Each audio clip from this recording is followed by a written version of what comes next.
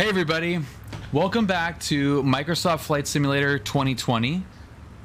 Apparently we're going to have a Microsoft Flight Simulator 2024 next year, which is very exciting. Let me tweak this a little bit. And I was wondering where the ambience is because the lights are not on. There we go. Welcome back to the sim. It's been a couple of weeks since I did a stream, and if you're watching this on YouTube later, I am going to do a debrief flight that is very different from most of the debrief flights that I'm used to doing on this channel. So a couple of weeks ago, Brad and I, where's my Brad soundboard? I know I have a Brad soundboard here somewhere. Looking really good though. Whoa! Found it. Hello. Found the ground. What the f? You bastard! That was gonna be funny. So there's my Brad soundboard. Brad and I, we flew the Bonanza from John Wayne to Albuquerque, New Mexico, to Wichita, Kansas, to Carbondale, Illinois, picked up a Cessna Cardinal, flew that from Carbondale to Memphis, and then I jumped on a beautiful 737 from Memphis to Dallas, where I missed my connector flight because American Airlines said go F yourself, and then Dallas to John Wayne the next morning. Crazy couple of days, and my first real true cross-country flight in general aviation blew my mind, recalibrated everything. I can't believe how incredibly beautiful and expansive this country is. So what we're going to do today is do an abbreviated version of that flight. So we've got a 4-flight here. This is the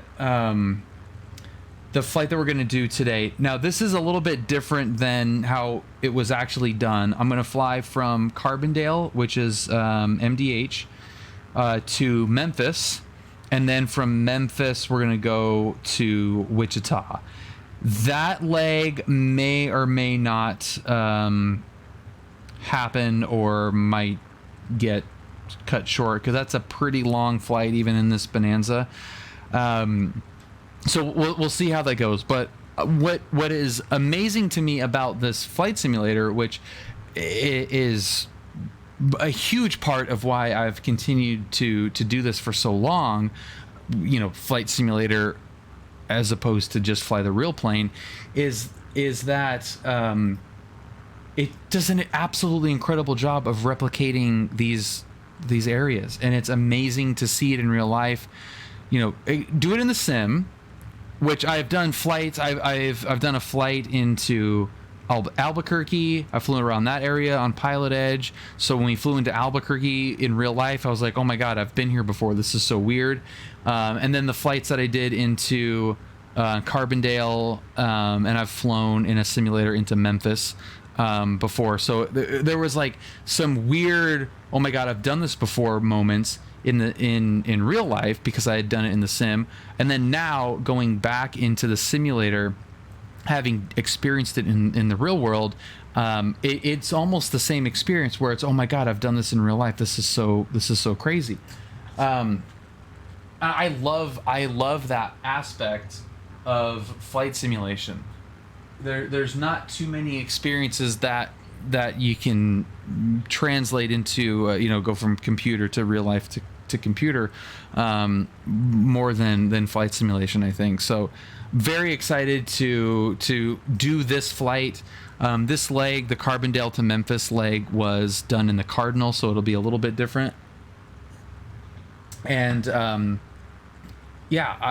just excited to relive this, because that's been one thing that doing these streams has really done for me, is being able to do these flights again and relive all the emotions and all the sights, and from these amazing flights that I've been able to do in the real world. And obviously take you guys along for the ride. So I'm logged on to VATSIM, and that is probably not going to make much of a difference for anything that we're going to do on this flight, because it does not look like we're going to have ATC for any of this, which is fine. Could somebody that knows VATSIM remind me what the like CTAF frequency is? Is it 22.8?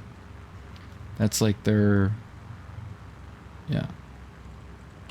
Okay. Cool. 22.8. And is that is that ranged? Is that like line of sight? So if I say anything, like it's just like local CTAF, right? I'm not gonna bother anyone that's it is ranged. Okay. All right, cool.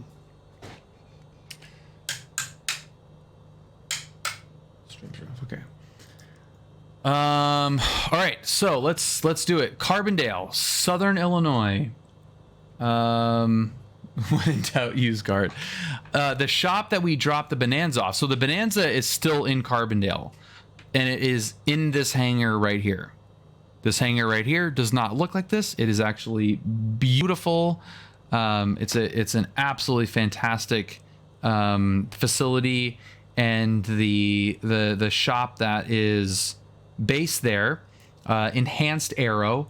If you're like looking to do an upgrade or avionics or mechanic work, if you're in the Midwest or even not, they're so good that Brad flew the plane from Orange County out to Southern Illinois. Enhanced aero is is the place to be. So that's where we dropped the plane off, and who did the pre-buy inspection on the Cardinal.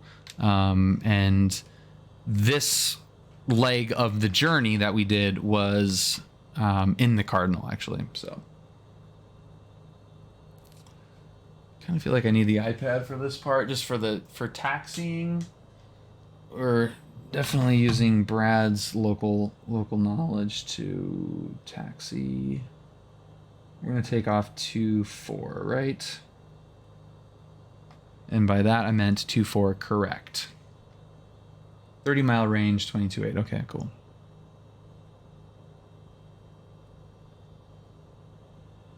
We'll keep the radio calls nice and professional then.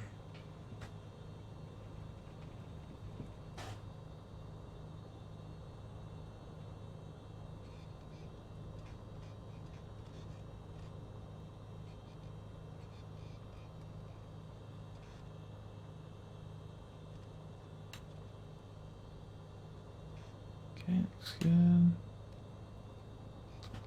Right. So it's so crazy, you know, when I briefed this flight the week before, it was, you know, like I honestly I didn't pay too much attention. Approaching runway 06 to 24 and 18 to this left 36 right. To this part, and Entered runways 24 and 18 left. Thank you. But I paid enough attention that it was very, very familiar. So it was weird to be there because I, you know, like, oh hey, this looks like Carbondale, cool. Now having spent runway 24, you know, having spent a couple days there, this takeoff is about to feel really weird. Yeah, I don't, dude, I do not slow taxi at all. But also, it's really hard to tell the speed on this. I try to keep the RPMs at what it would be in the real plane. Like it's 1100 and you don't touch it. Just leave it where it's at, and you kind of have to ride the brakes a little bit. But yeah, we are I do not. A little bit more than a brisk walk. Yeah, right. It's weird. It's weird coming from light trainers where you kind of have to give it some gas to get it going. With these planes, you really just like take your foot off the brake and that's it. And you kind of modulate it from there. Cool. All right, so we're taking off runway 24 and we're just heading south. This is a pretty straightforward flight where we're just following the Mississippi River down to Memphis. It's pretty easy. Carbondale traffic, Bonanza 204 Lima Echo, departing runway 24 to the south, Carbondale. Lights, camera, action. Heats, ignitions, let it do. Approaching runway 24. Entered runway 24. 4,000.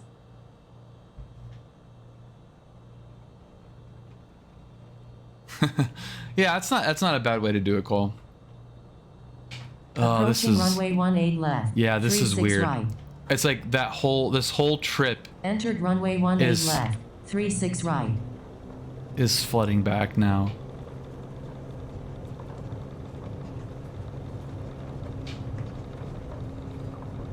Lights, clocks, fuels. Lights, heats, ignitions. Let it do what it do, baby.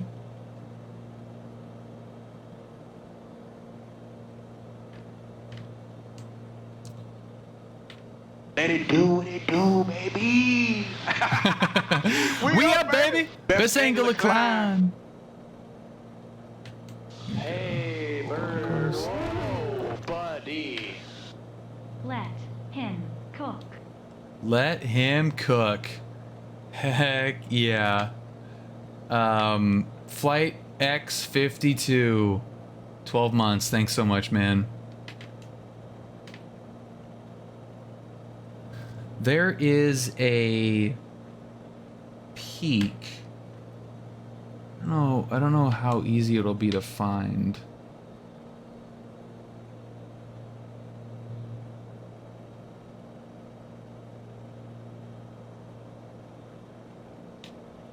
I'm actually gonna do a little, oh, there's a golf course.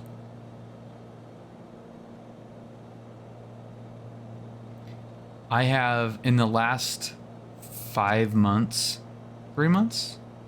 Hey, 3 or 4 months. bird. Whoa, buddy. What lies have you told about me so far? That everybody loved you at Carbondale. This is so crazy. It's the same airport that I landed at before when we did the brief flight, but God, it just has a completely different Class Delta in 7.3 miles. thank you very much. But yeah, God, it's so crazy having been here.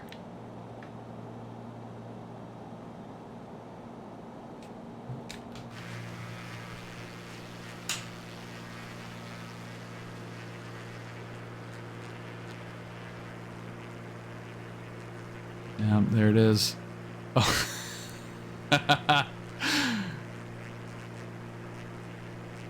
I mean, I won't even bother naming all these spots, but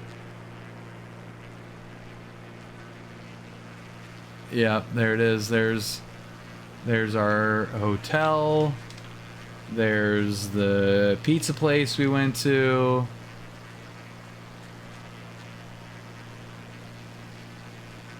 That's cool.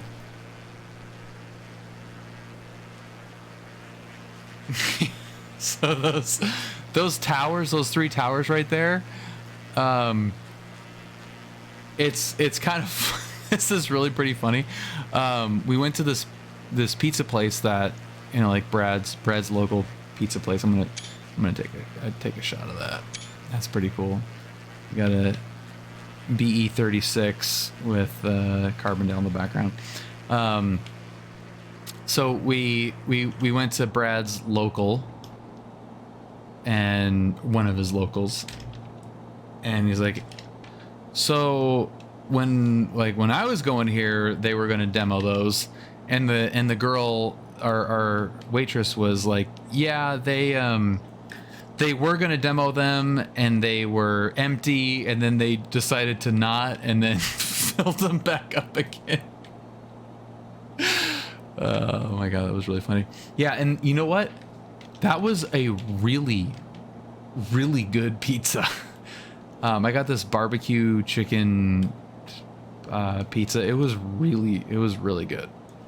And I have a extremely high bar with that kind of stuff, as you probably could imagine, and it was good. It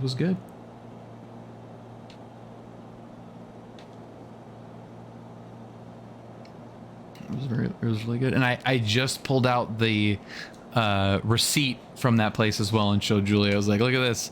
Like, it's so weird to me that I have a receipt from dinner in Southern Illinois. You know, it was just like, it's such a weird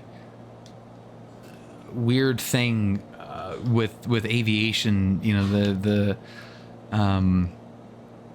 random, you know, I mean, not that it's random, but just like the odd places that you can end up because of the accessibility of it. And I said this to Brad when we were on the trip. You know, it's I love it. You know, and we were kind of, you know, joking / making fun of some of the places that we were in.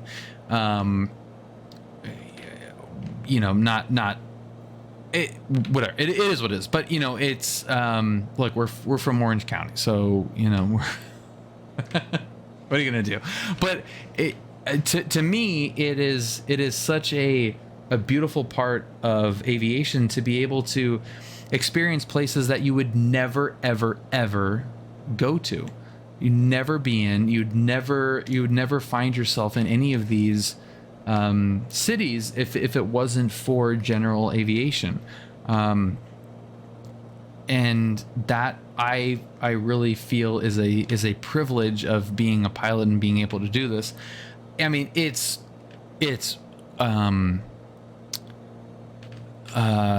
there's a very high barrier to entry in terms of being able to do that kind of stuff, just from the, you know, it's not cheap to find yourself in a random part of the country, but the ability to do that is really cool. Now let's make sure that I don't climb to freaking 19,000 feet. Heading, autopilot, altitude 53. Okay, we're good.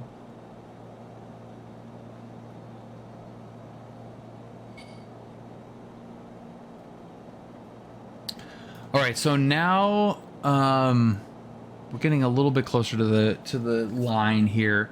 I want to talk about some of the things that Brad taught me and things that I learned about cross-country flying once we get on the magenta line here. Did I just do it? Let's just click that. Then we gotta go CDI. Heading, no, okay, so if I go to nav, GPS. Hello. Hi. Hi. This is the first time in a minute I have had a Bill Furley milestone.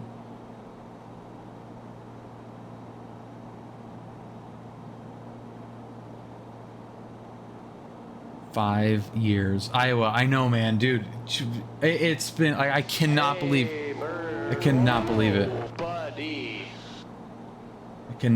it.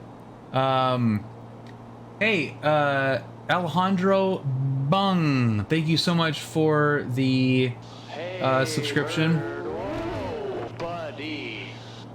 Oh, there was like a lag.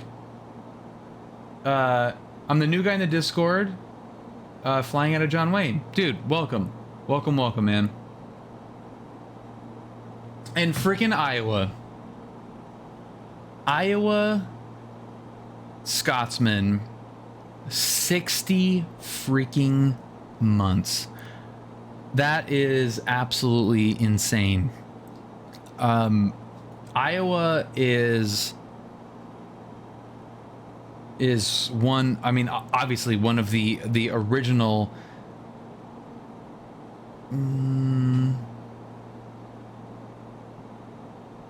Yeah, there we go. I was gonna say I don't think that's. Why is it laggy all of a sudden?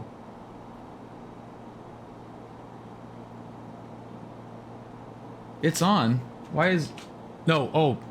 Okay, Iowa. After 60 months... There you... there you go. I was like, what's happening? So for 60 months, Iowa has entered the chat with that little sound effect, and it is... Iowa, when inevitably we meet in real life, it's gonna be... I'm gonna have to have that sound effect ready to go. It's gonna be weird to not have that. Look at the mighty Mississippi. Yeah, thank you so much, Iowa. And this goes for really for the new people or the newer people that are here.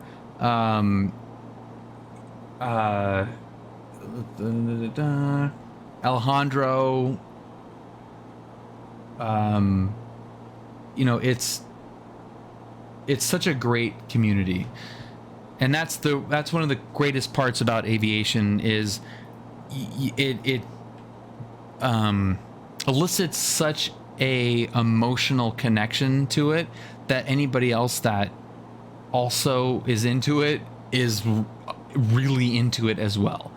And being able to have a community of people that is as, you know, that shares the passion in this kind of stuff, they're the best kinds of people, and that is really the main reason why I've continued to do this for so long. It has, and I don't mean this to be hyperbolic at all. It is actually the truth. It has in many ways changed my life. It's changed my career path. You know, and there's a lot of stuff even that just happened in the last 24 hours that you know, is crazy and whatever. But you know, that's another story for another time, and more booze to get through that whole thing. But there's just so much stuff that, not just aviation. I mean, aviation's kind of like the backdrop, but it's the community. It's all of you guys that continue to be such a amazing part of my life. That it's wild, and I hope that anybody else has. It would be the best community if you had a PTT at the flight to meet up. Like, it's so freaking cool. It's so cool to have this really great community. Aviation is obviously the unifier, but you know, you can just see even in the Discord how many other topics come up regularly, whether it's Formula One or food or golf or TV or whatever. I mean, it's just we're all friends, and that is the number one thing about aviation and doing all this that I just love. So thank you, Iowa Scotsman, for all the support, and thank you for everybody.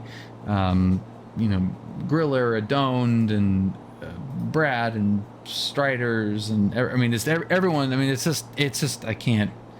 So it's almost I'll get all Italian if I think about it too much. But okay, so let's I could just kind of go on and on and on about that. It's gonna happen. It's gonna happen. I absolutely guarantee it. It's amazing, man. It's amazing. So, okay, cross-country flying. First time cross-country flying. I will say that my takeaway, the biggest takeaway from this flight, John Wayne to Memphis, which just is fucking crazy.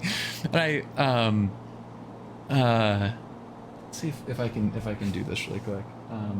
I want to show this. Let's go.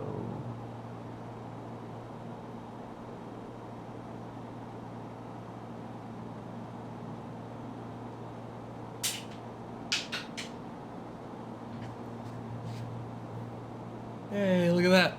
This, so I have this map on the wall that my sister got me, and it's, you know, like it's, you put the pins in it to, you know, as you go to a different airport. Like it's a country-wide sectional. So I'm going to step away from the microphone, so it might be hard to hear. But check this out.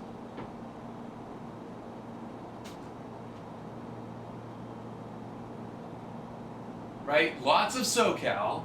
And then you've got, what do we have here? And oh my god, what's way up here? And oh, holy crap. And like, that is the level of, like, out of my comfort zone that this flight was.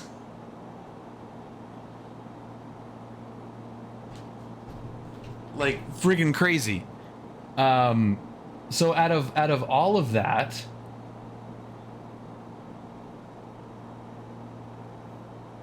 out of all of that,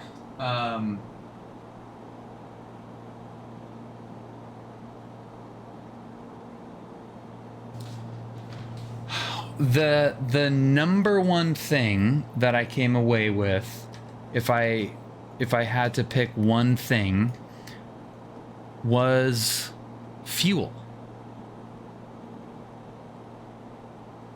For VATSIM, what do you recommend I buy? I only have a yoke, throttle, control, and rudders. That's all you need.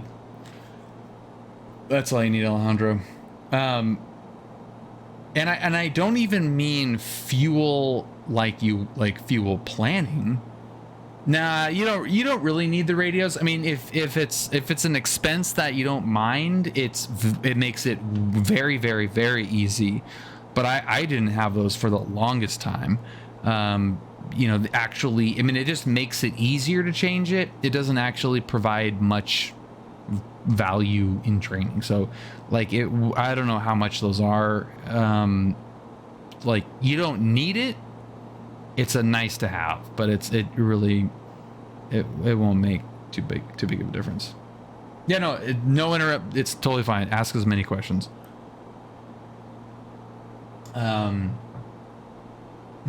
It is. It's very nice. It's a very nice quality of life. But yeah, it was not, you know, fuel planning. Yes, like fuel planning is for sure part of it. You know, whatever. Like, I mean, the planning side of it doesn't really change too much from any of the flying that I do. I still, you know, you have buffers and you've got, you know, the plan is the plan from a fuel perspective. But it was the changing of the tanks that was so interesting to me, and I never thought about it. The actual, like, switching from left to right to left at any point, in certain situations, certain areas, it is not great to switch tanks if the engine then dies, and you have no place to go. So if you're crossing the desert, if you're over mountains, plan your fuel tank swaps for a more opportune time if something were to happen and the engine does die. That was the unexpected learning that I came away with from this trip. Is that I never thought about it in the SoCal flying, because I am almost like literally over an airport any given minute.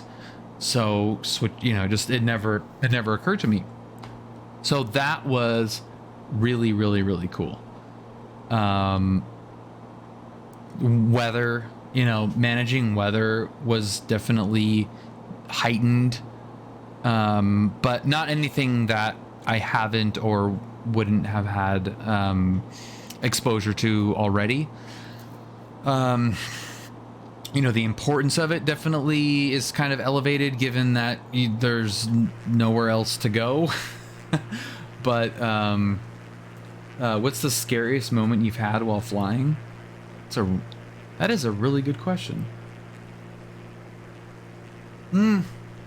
And I have a really good answer. I mean, that's subjective. I don't know if it's really good or not. So I soloed at John Wayne very early. I had 6 hours, under 6 hours, so it was like 5 point something hours. So John Wayne, I'm soloing at 5 hours. We do a couple of, I think we actually only did one cross country. Did one cross country, Camarillo and back, dual. I did my solo cross country at 11 hours, 11 or 12. I think it was maybe 12 hours. So John Wayne to Camarillo. So 12 hours I did special flight rules up, and then coastal route back. So I'm feeling good. I'm very confident. And now I have access, you know, I'm signed off to solo. So all you got to do is just say, hey, weather looks good. I'm going to go take the plane up in the pattern. Now this is at 15 hours. I have 15 hours total time. And I wanted to challenge myself to go take the plane and kind of act as a pilot, act as PIC. I'm going to go up into the pattern, get some pattern work solo without any intervention from my instructor at the time, which is just, it's a text, weather looks good, I'm signed off to do it. He okays it, doesn't have to be there to supervise. So I am like really excited, but there were it was kind of cloudy, and it just was like a little bit, they were scattered. And if you've been around SoCal or John Wayne, you'll know that what that looks like. You know, it's low-ish clouds, but it's scattered and it's kind of fine. So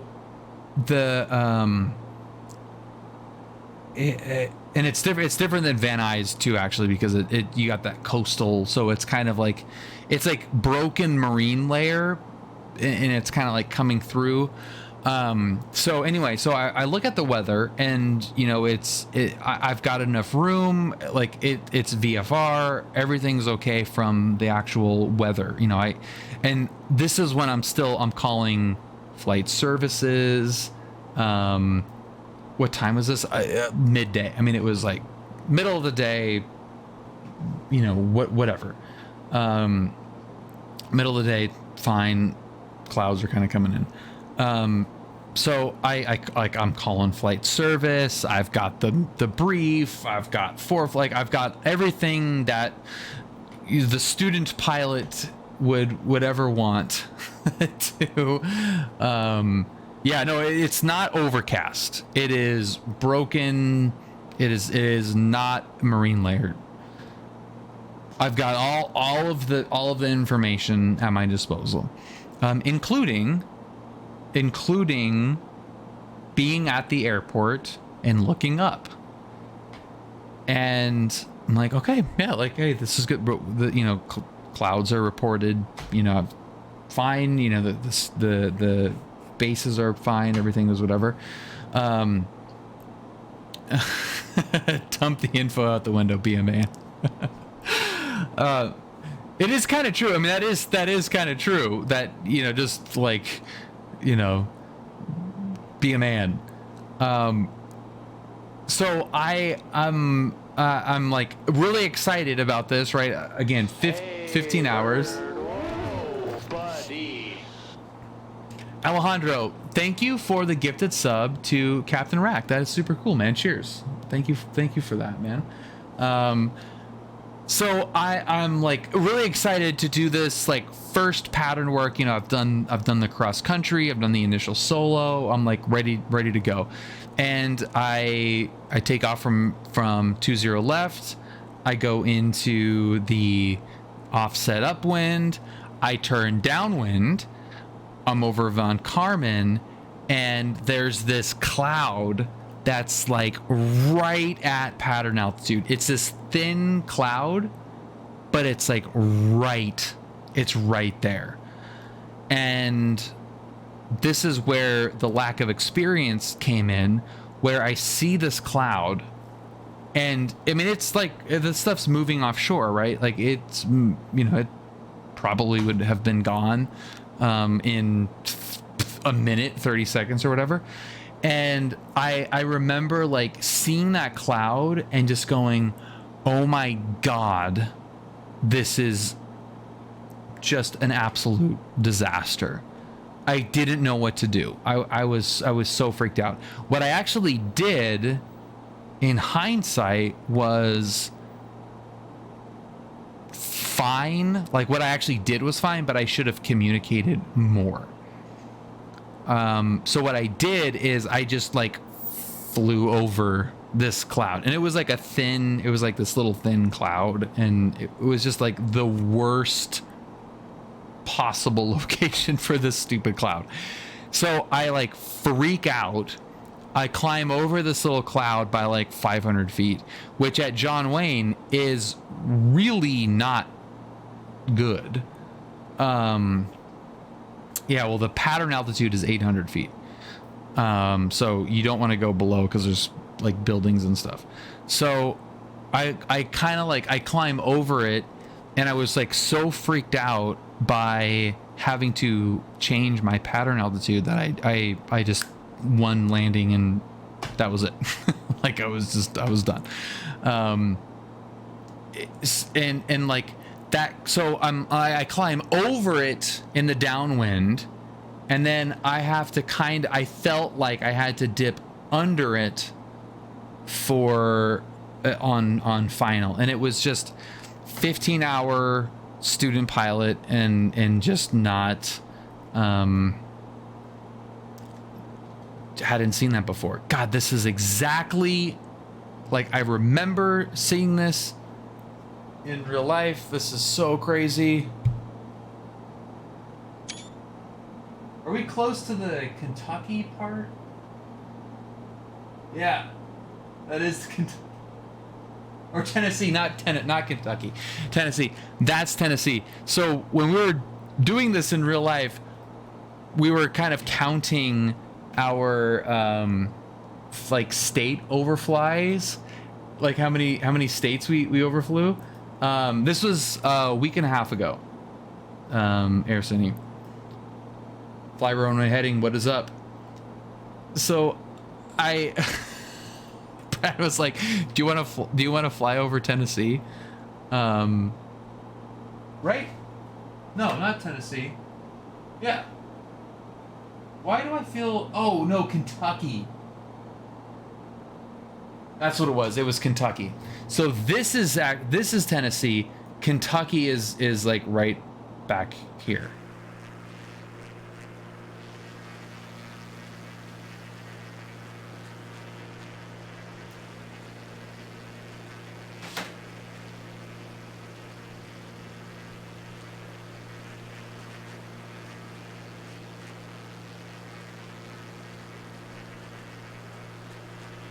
No, yeah, no, this is that's right. Yeah. Okay. Oh,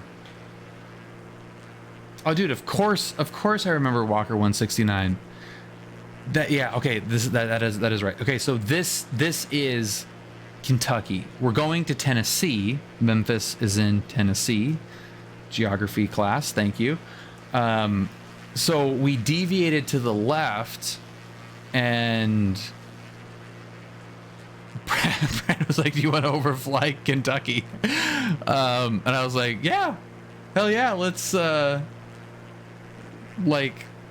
let's fly over Kentucky. Well, let's freaking do it. And this is, I think, where some of those pictures of the barges came from, I think, maybe. But yeah, that was so funny. Like, yeah, let's fly over Kentucky. Might as well. But yeah, that's my story of the most scared I've been flying, I guess. Yeah, I feel like there's always, there's a handful of situations where like, this is less than ideal, but not really scared. You know, that was really, you know, just from lack of experience. I mean, fuck, 15 hours. You know, and it's like you can't. I was prepared to solo. I was prepared to do the cross country. You know, I was prepared to handle an airplane in that airspace alone. But what you can't prepare for is every situation and all the nuances and all that stuff. So, you know, it's just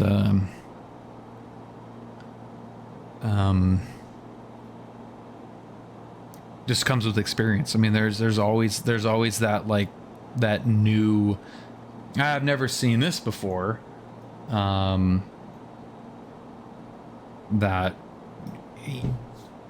you always get. I mean, even, you know, Brad, who's got thousands and thousands of hours in different jets, and Steve, you know, is Strider's airline pilot, like freaking airline pilot. There's at some point, you know, a week from, you know, him retiring, he's gonna be like, oh, I've never seen this before. It's crazy how many different things can happen in aviation, and it's just impossible to see them all, train for them all. You just kind of have to have the, you know, built up enough experience to be able to deal with them.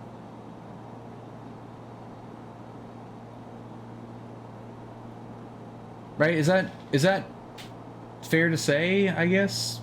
Brad, Steve, anybody? Griller, Doan,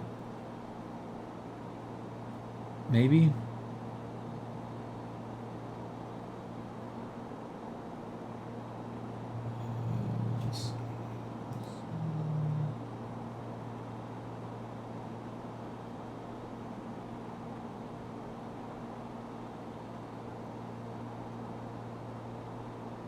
Airplanes and aviation will always find new and innovative ways to ruin your day. Yeah.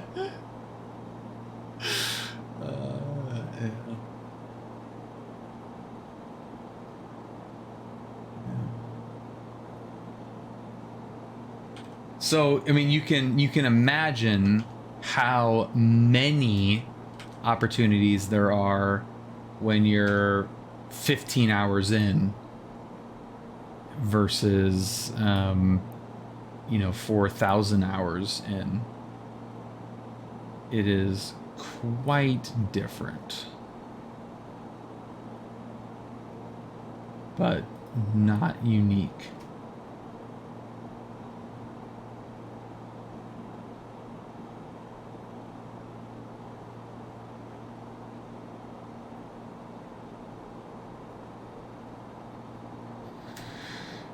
Ever been scud running and watched an oil leak come creeping up the cowling? I have, about a week and a half ago.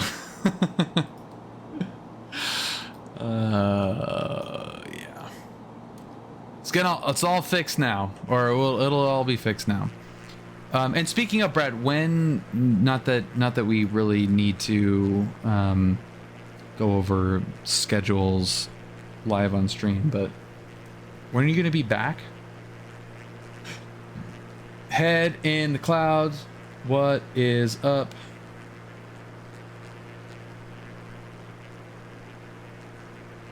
They didn't find a leak from the prop, but they did find a leak from the magneto.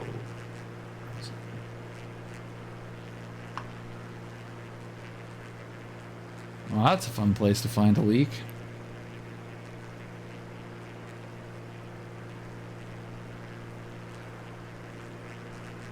Okay, sounds good.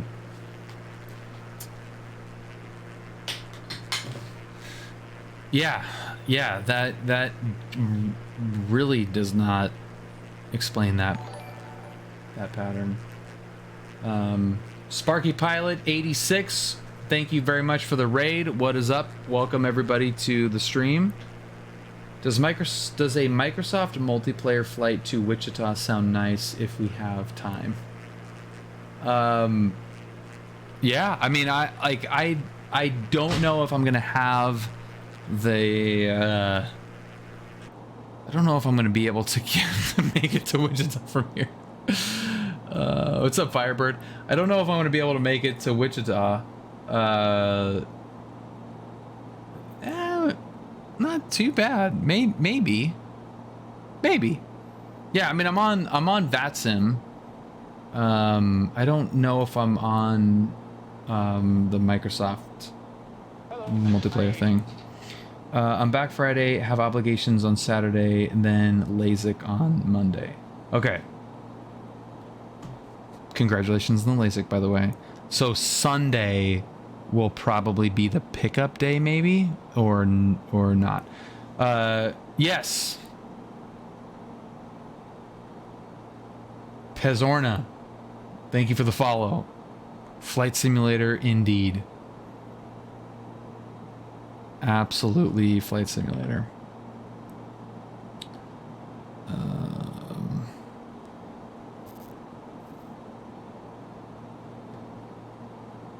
Gonna depend on whether broken events.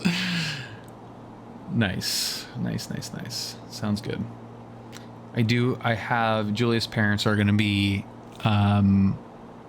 visiting on Friday, Saturday for their anniversary. We have a lunch, but yeah, I will be around on Friday. I'd bet on post LASIK, but that's okay because at the moment my schedule is wide open. Yeah, but I really want to fly that freaking Cardinal. Ah! I am so excited to figure out how to land that thing. I have not done this since my uncle and ROTC. Dude, I had...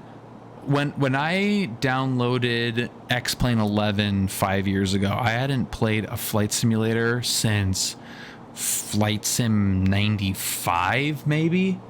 Like,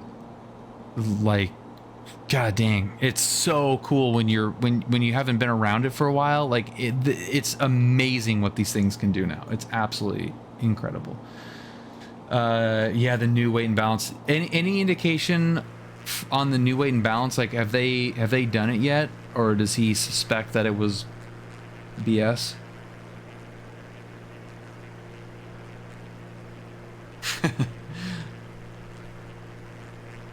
Yeah, I want to keep those hinges nice and healthy.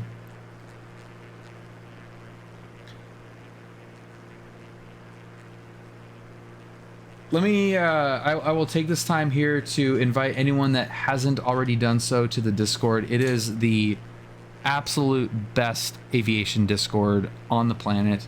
I am extremely biased, but I think I'm right. I think I might be right. If you're into aviation in any capacity, check it out. Oil analysis is good. Oh yeah, and that's what was done in Illinois, right? The oil that they took. Enhanced Aero. Great freaking company name.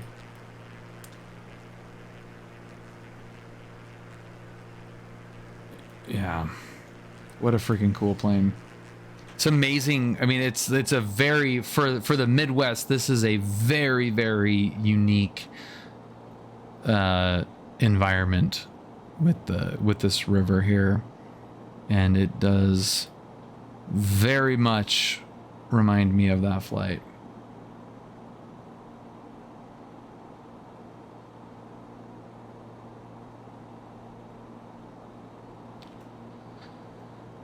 What a cool freaking trip.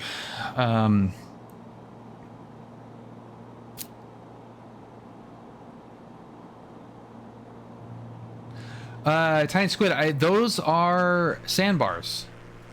Yeah, yeah. That's not actually glitched out. That is, I am sure there is an actual name for those. If I had to guess, those are to control the flow of the river. They were very frequent in certain spots, so I am going to guess that those were put there to just stop the river from flowing too quickly. Oh yeah, yeah, absolute disaster to do that. Like I recognize that. Oh my god, I recognize that. That is absolutely insane. I recognize all of this stuff. I probably have a picture of this exact spot. Freaking crazy.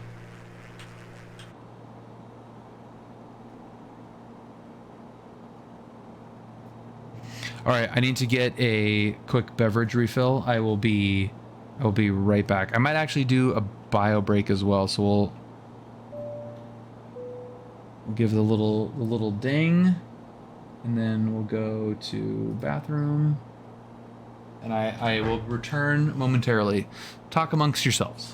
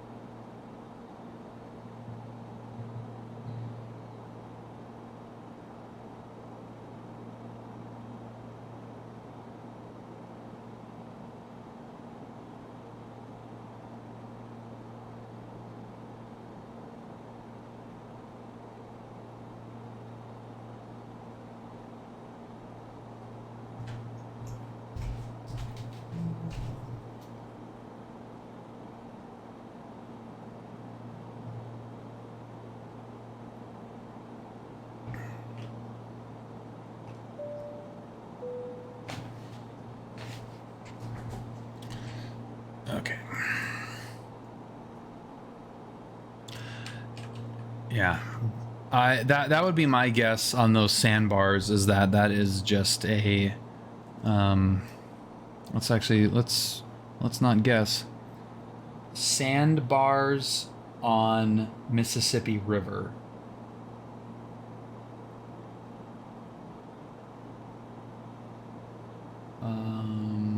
Is it safe to swim river? Mississippi beaches, sandbars.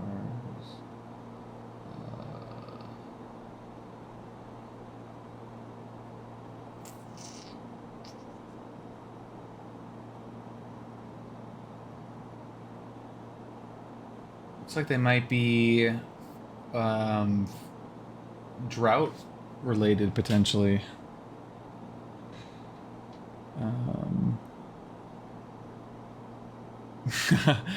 Sparkly Pilot, yes, thank you so much, man. Thank you for the raid. Hope you had a great stream. Cheers, man.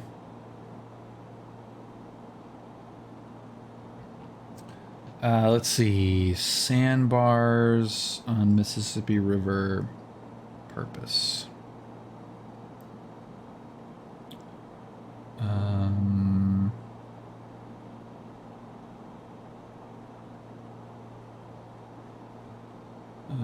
river, no.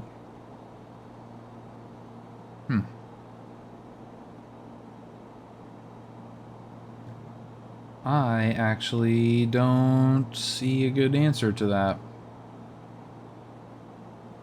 Also, sandbar is probably not the right term.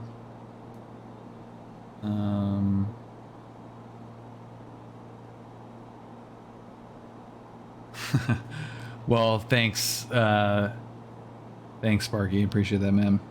I'm glad you had a good time. Yeah, what would you call those sandbars? Sandbars sticking out into the Mississippi River.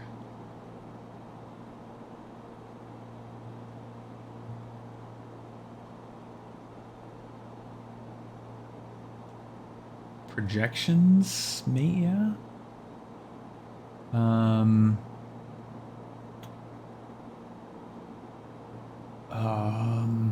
Yeah, because a sandbar doesn't have to be like those.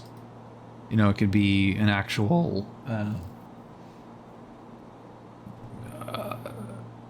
you know, like before or after any of these little islands things. God, what would you call that? Mississippi River flow control sand.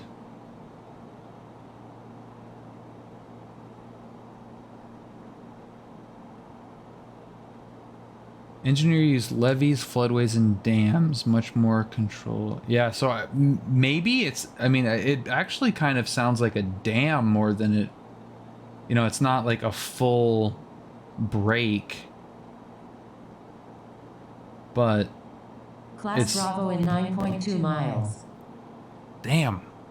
Okay.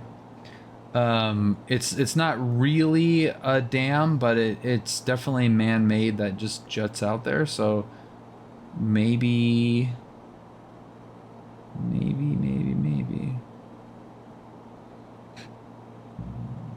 All right, we need to talk to a civil engineer. I'm now gonna not rest until I figure that out.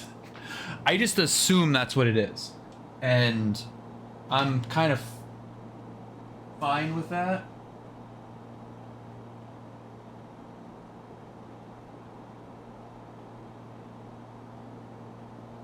(1-8 Center). Let's make sure no one's on in Memphis. On Vatson East.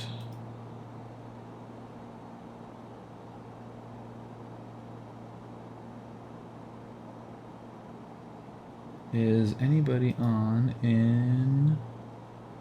Oh! 25.8. Look at that. Holy crap.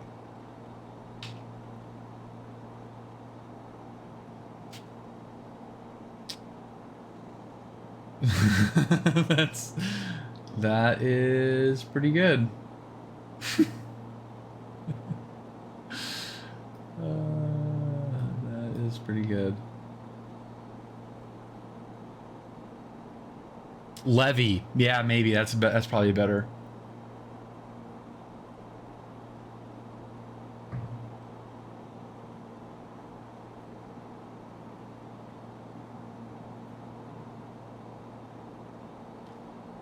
Memphis approach. Good evening. Bonanza 204 Lima Echo 6500.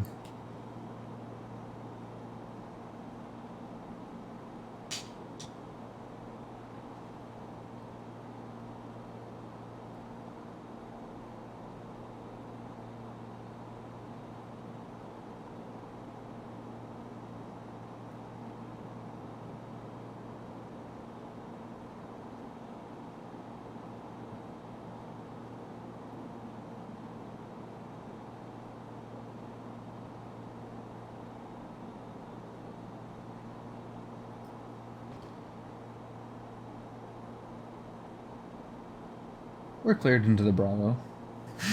Apparently. Memphis approach. Good evening. Bonanza 204 Lima Echo 6500.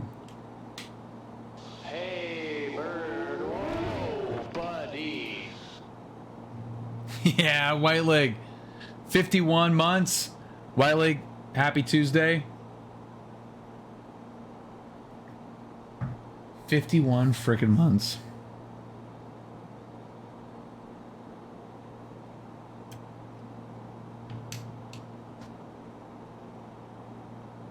Ooh. 25-8. 25-8. 25-8. Okay.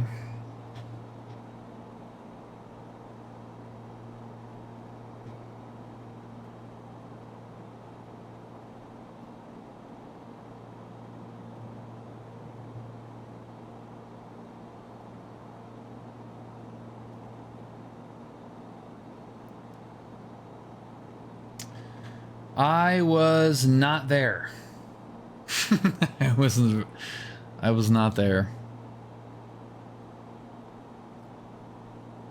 Yeah, going to Houston was a little unjustifiable at the moment.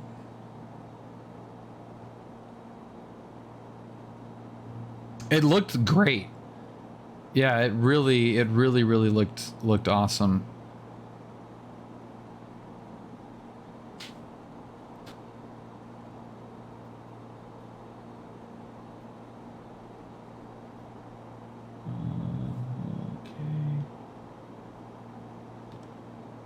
Memphis approach. Good evening, Bonanza 204 Lima Echo 6500. And he's gone.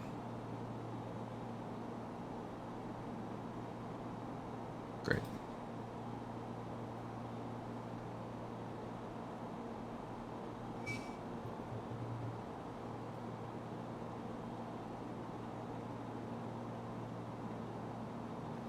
Freaking great. Oh man, this is so crazy. This is exactly what the hell we did. It's like, oh god, there's a VFR target later, which by the way, I don't even know if I set my transponder.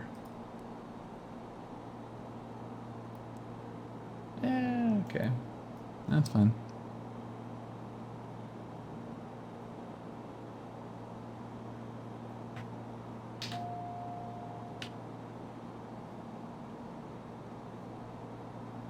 What's up, Noir?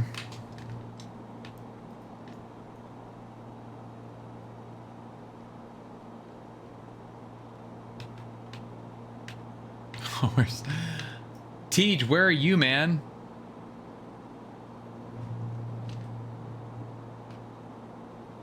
Where's Tej at? There's that little Autosport complex right there. It's so funny.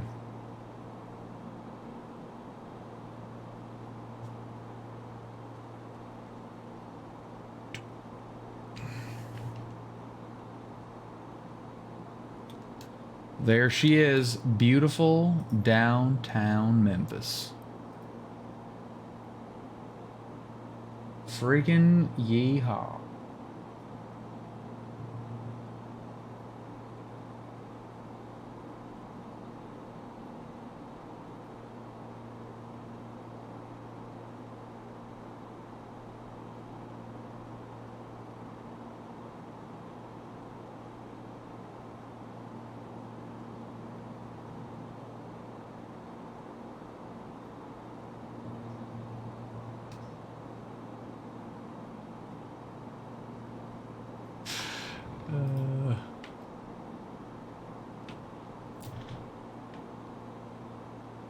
One time I flew over this part of the country, I was above a solid cloud layer. Looking at Google Maps, those things seem to be man-made. They were built to channel the water to increase flow rate. I think to decrease flow rate. Yeah, they are. My guess is that those are flow rate controls to just provide some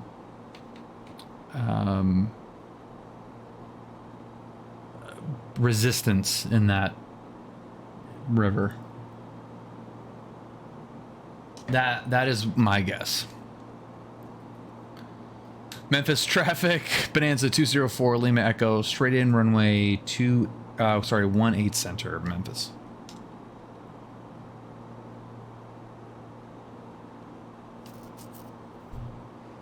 Oh, there's the pyramid. That's kind of cool.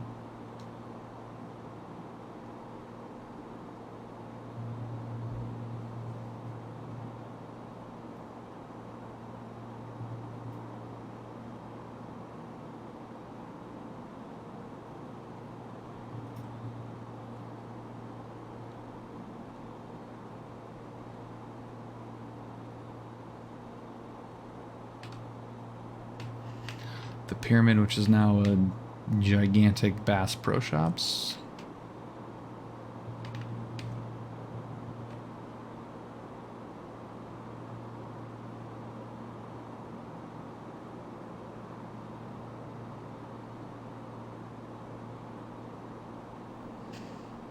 Not hazy at all. No, it was clear and absolutely beautiful from the barbecue smoke. Yeah, Tiny Squid. I don't know. My thinking of it is that it does act as a resistor in that flow. But yeah, I am not a hydro engineer, so don't really know 100%, but that's what it looked like to me. Like, look at how this freaking sim does this. Like, I cannot believe it.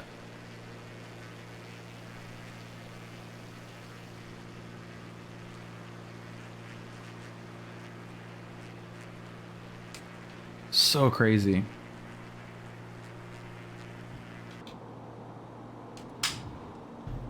Okay. Maybe we should, like, get down to an actual altitude. That would make sense.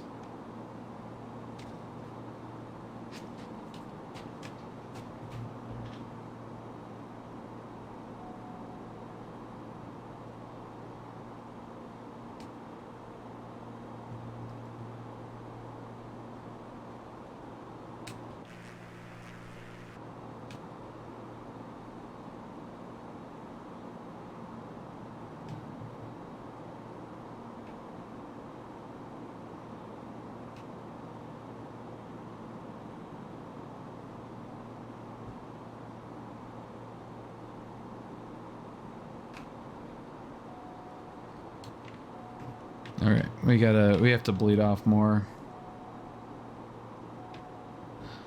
So we're gonna hold that. This is one of the best parts about Bonanza.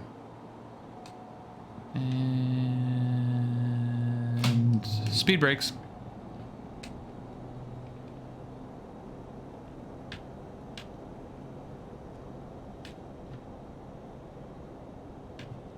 Ooh. I need a Memphis scenery.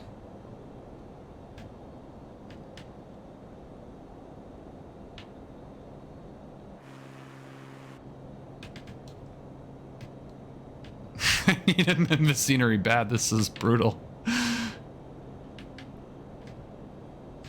Dude, I completely butchered that descent.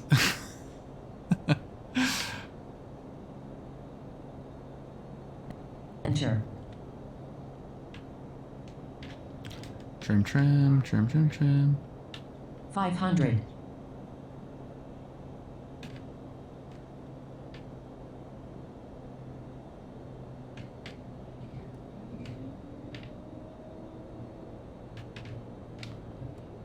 The governor's doing its thing.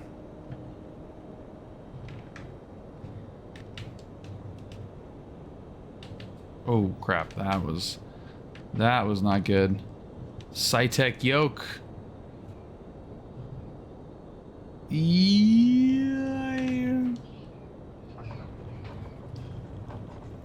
Brad, what was the record if you're still here? It was we're doing 165 over the parking lot at John Wayne.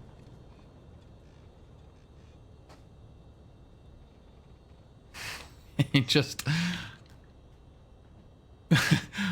pop the prop. Nose up. Gear down. Just absolutely insane.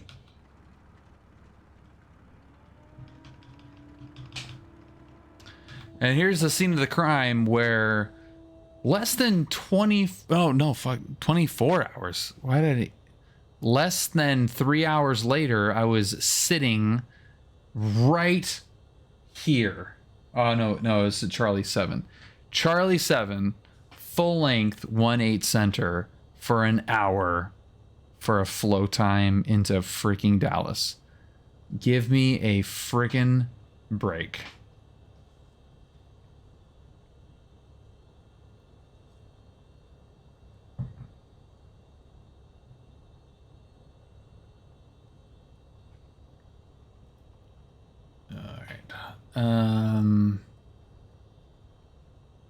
I think considering that this scenery is a little flat,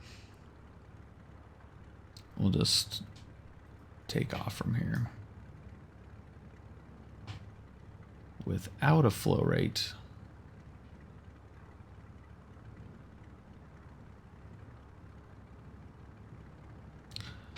I'm going to say that is probably not the best spot for a windsock. Is there a Microsoft Flight Simulator Memphis scenery?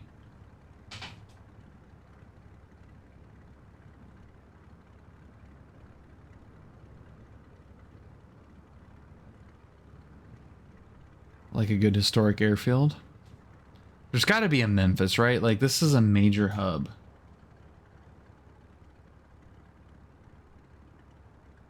Approaching runway 18 center.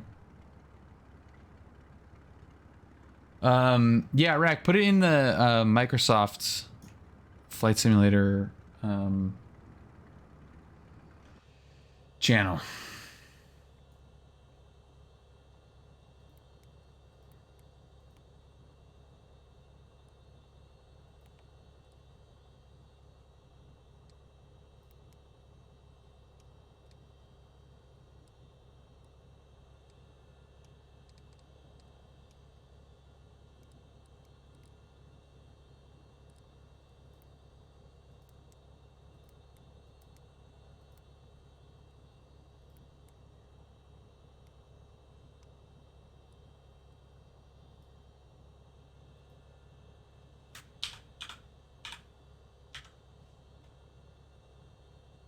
No.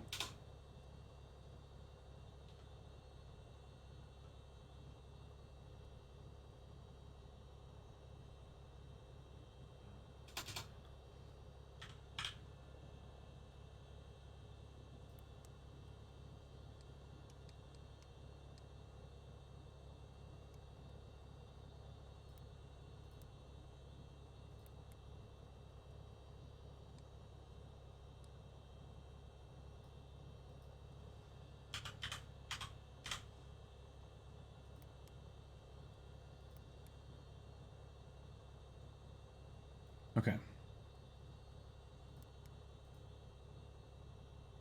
How are we on fuel?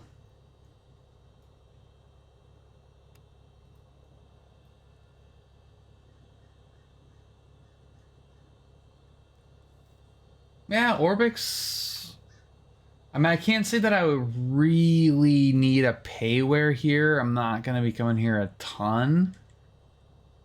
But, yeah, I mean, that doesn't sound terrible. Okay, lights, heats, ignitions. Let it do what it do.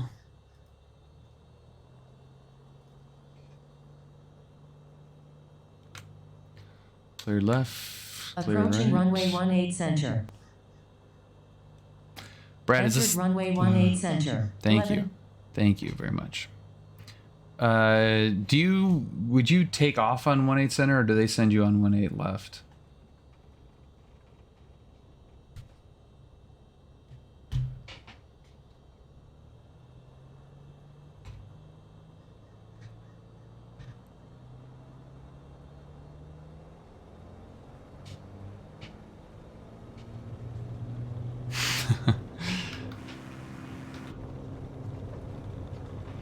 The old flight sim need left rudder on takeoff. Gotta love that. Look at that. Left rudder. All left rudder. Love it.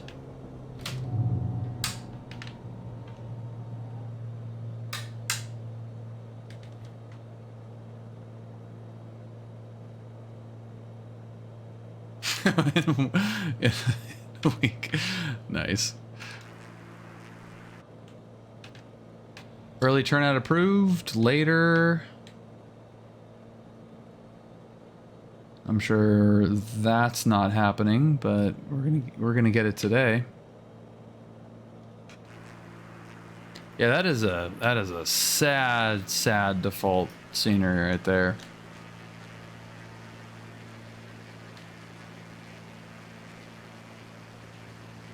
They give you early turnouts.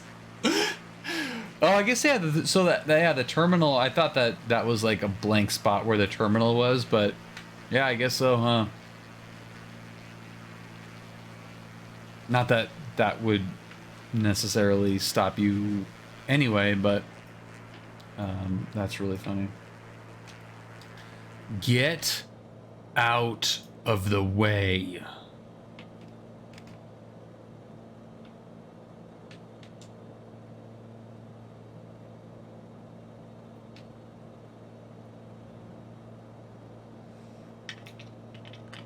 WP, hello, nav, where do we go, vertical speed,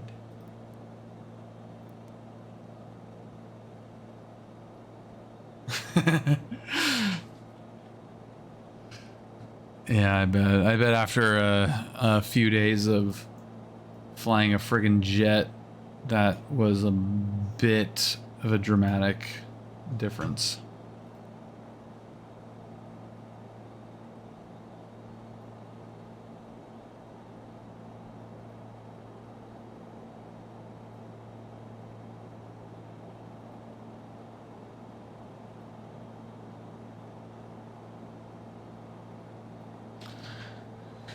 All right, on course, on our way up. Let's see, do we have altitude set for 65, I guess. Yep. And then vertical speed. See what 600 can get us. I guess we could go flight level change, huh, and keep it at an actual speed. That's kind of fun. How do you freaking change that, though?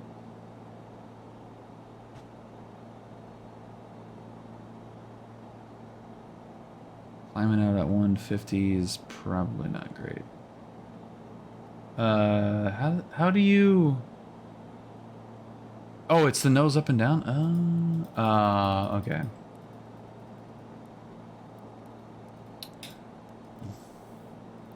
Thanks, Brad. Let's get that deck angle coming up. Let's do it. Crank it, boy.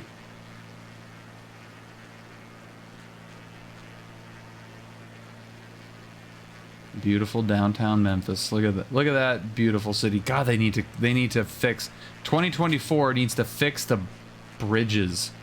There's got to be some AI thing that says you're over water, okay, you're a road, you're a bridge, you're not solid. That looks so stupid.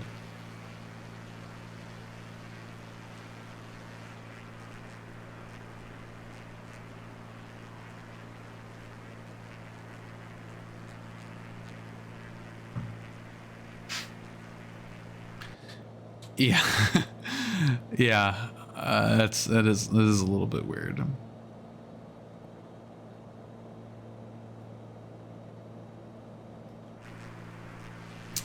Yeah, I mean, you can fly under the Golden Gate, but just like the randomly generated ones, not so much. Cool.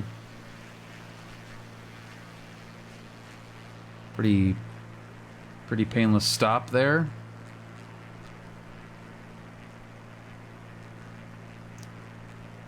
Ooh, okay.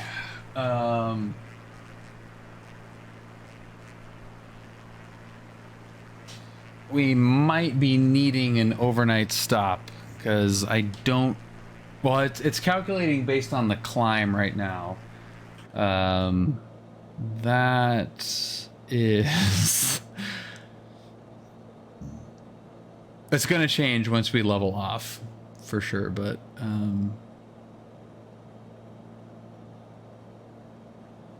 let's see. It's climbing pretty good. I mean, I don't know, you know, like how. Oh, I'm like way pulled back on power.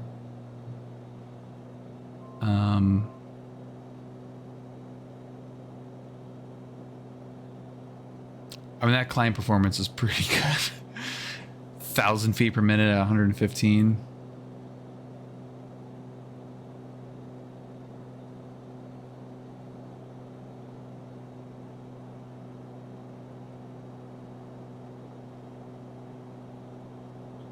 It's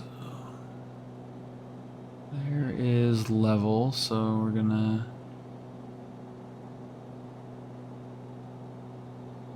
lean homegirl out, and let's see what that does to the ETA.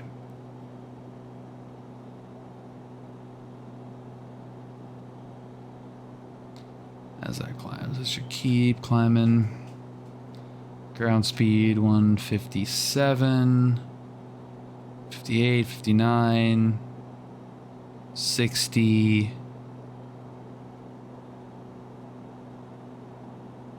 So true should be mid 170s somewhere, right? So there's 173, 74, starting to slow down a little bit. 76. Ground speed is 168, so we got a little bit of a headwind. 177. 76, yeah, so 176 looks like it's...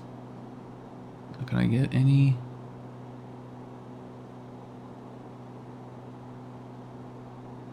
Where does the RPM start to get?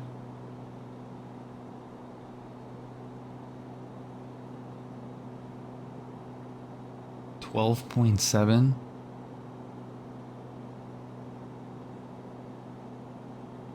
Yeah, I mean, that seems like it's the most... Oh no, that went down. Let's definitely push stupid gas through this thing.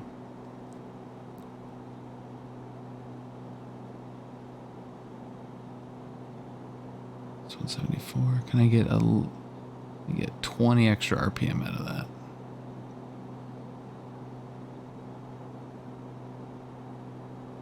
Oh yeah, no, I'm not leaning. I'm actually using the mixture. It was affecting the RPM.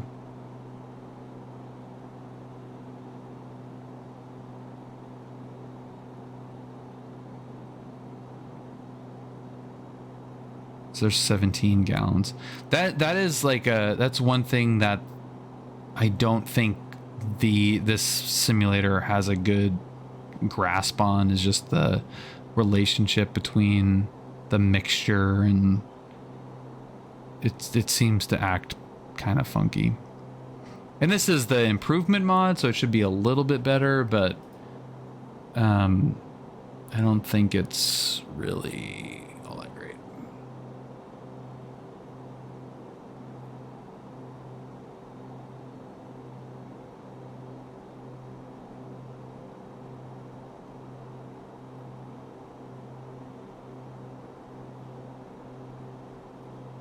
I mean, that thing is freaking all an ass right now. Oh, let's go. There we go. Should get us an extra knot or two, right? There we go, 177. Now we're moving. Almost 2,600 RPM. 179. Oh, here we go. Come on, 180. Come on, give me. There's 180. 1 freaking 80. True. Hell yeah. I could also give us a nice tailwind.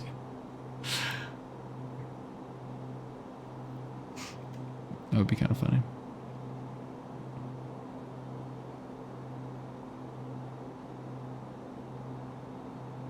Because we're 173 over the ground and 182 true. Oh yeah, here we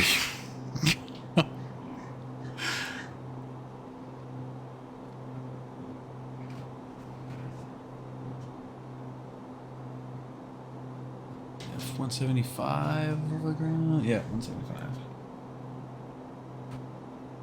That's pretty funny.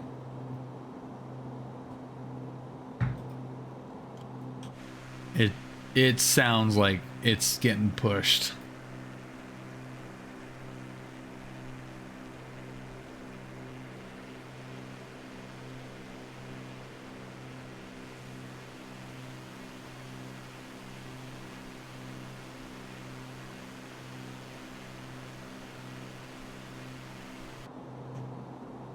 Let's see, what do we have for VATSIM here?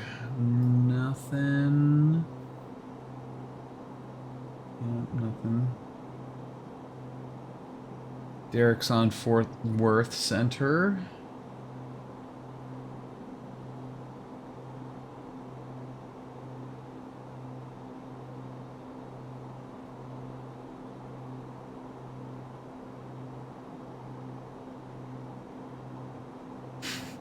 Some guy's controlling Edmonton Center, and it is the biggest piece of airspace I've ever seen.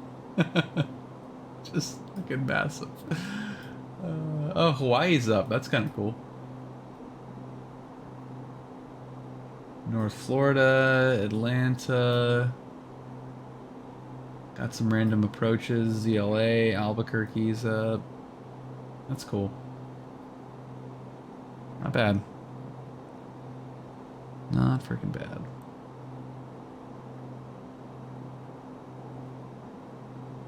All right, let's we're gonna cheat here. Let's see how much we can cheat. Okay, we're gonna turn off that. And then we're going to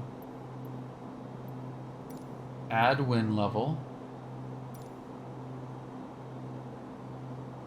Winds at 6,500 feet.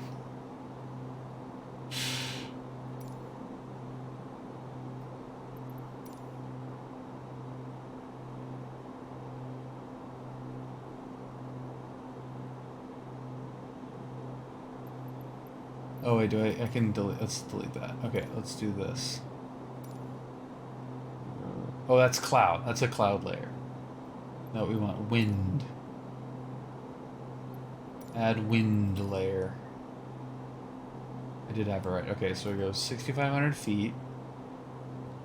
And then we're gonna go wind from, does it show? I want it 300. Oh yeah, okay, it can.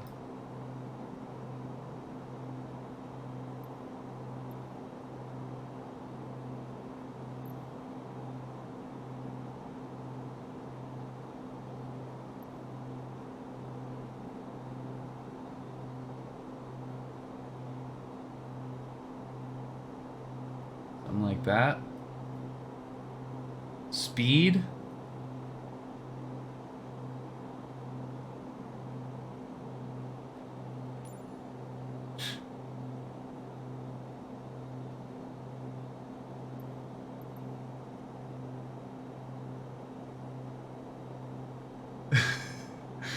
All right, we're doing 190 over the ground.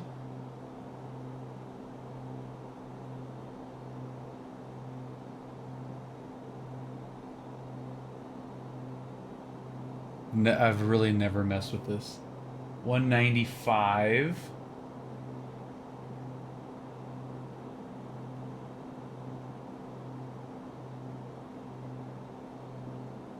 What happens if we just go 50?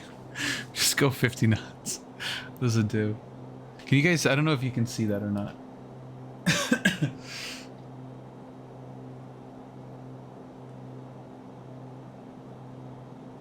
So I'm looking at the ground speed right there. How's that wind component? There we go. There's 220 knots over the ground. That's better. It's not bad. 220.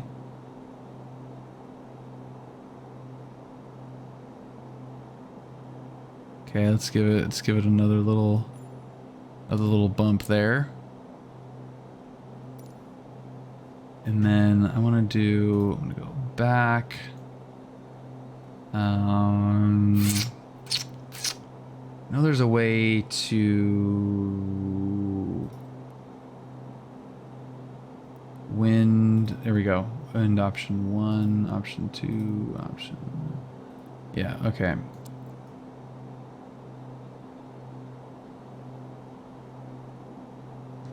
All right, so that is not efficient enough. So we're gonna go to, how is that? 120. Maybe it's like just on the other side. So maybe pull it up a little bit. Yeah, we want that crosswind component to go down. There it goes, plummeting. Now our ground speed is 241. Okay, so 4 knot crosswind component.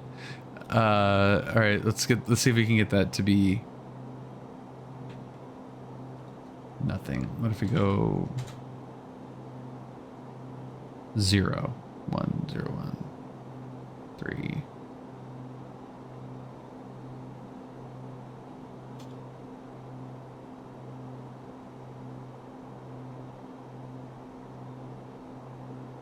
More? No, okay, so we need to go like,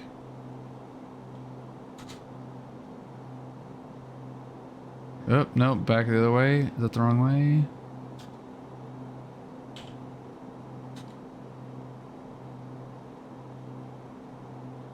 And it's a 68 knot tailwind component. But I feel like we can do better than that, right? Where's the sweet spot? There we go. There's 1. 69. Nice. 0.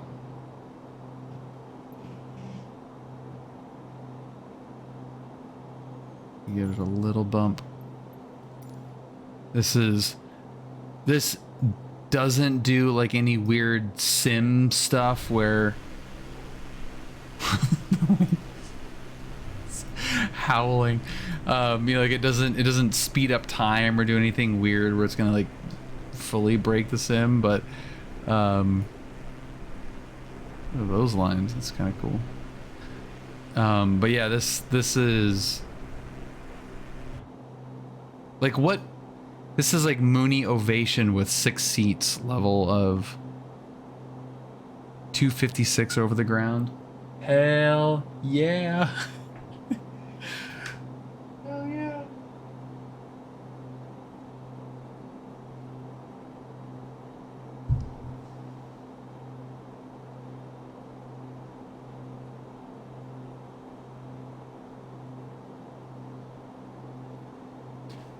That's awesome. Yeah, who needs a turboprop? Slow King Air 200 speeds. Yeah, that's crazy. 260.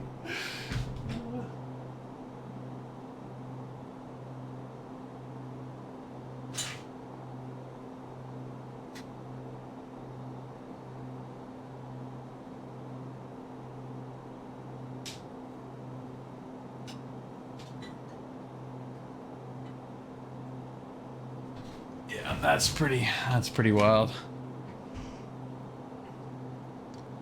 We could go faster.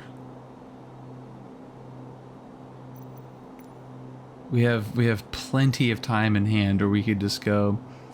We can go a little bit quicker. Does this thing max out at 150? Okay, so 150 is the max. I'm good with that. That's 275. 275 in climbing.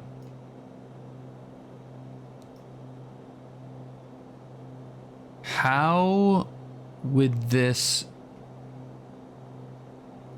I mean, if we went higher, what would that do? Besides break the game. If we went to 85, would that break anything? So we're doing 300 over the ground right now.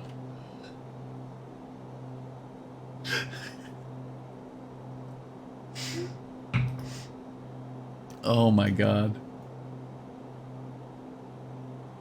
Does this show, does it not show ground speed on this side?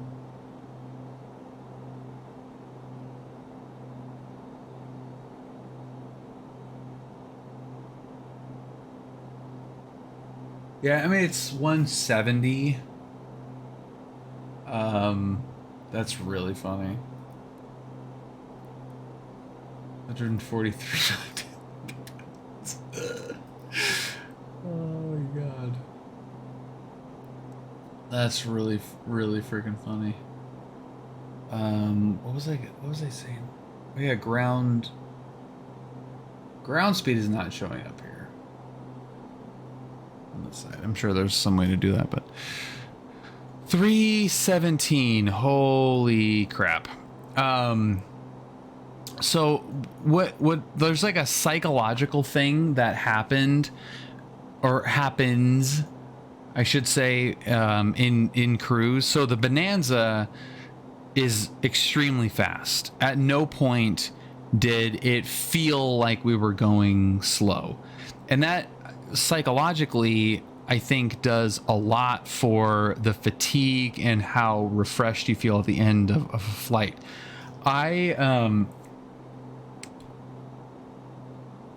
I've like, after the Bonanza legs, John Wayne, Albuquerque to Wichita to Kansas. I was more refreshed than had I done that flight commercially, with the carrying the bags and going through the thing and the blah blah blah, all that crap. Getting in the Cardinal, you're going clearly slower. And Brad and I were talking about the usefulness of that extra 10, 15, maybe even 20 knots in some cases, extra cruising speed than a regular trainer. And it kind of dawned on me that there is this psychological component to looking out the window and actually seeing the ground go by quickly that makes for a less frustrating experience. You know, the Cherokee going at 110, looking out the window, you know, like, yeah, I mean, it's like we're moving, and especially when you have the reference of a freeway or something, it feels like you're making good time. But the Cardinal, that extra little bit of that Cardinal is psychologically way more beneficial or useful as a cross country thing, if that makes any sense at all. Like, it actually felt like we were moving, and that flight, you know, you're looking down, you're like, yeah, we're making up ground. It doesn't have that same, like, especially the higher you go, that feeling of we are moving very slow. And I think that's kind of an underrated component of performance, is not necessarily how long it does take you versus how long it feels. So if you take a 2-hour flight in a Bonanza, that feels very different from a 2-hour flight in a 172 or 152. Same time, you know, 152 might be a bad example, because that plane isn't very comfortable regardless of what speed you're going. But I think just psychologically you're in a, it feels different when you're moving, when it feels like you're moving faster.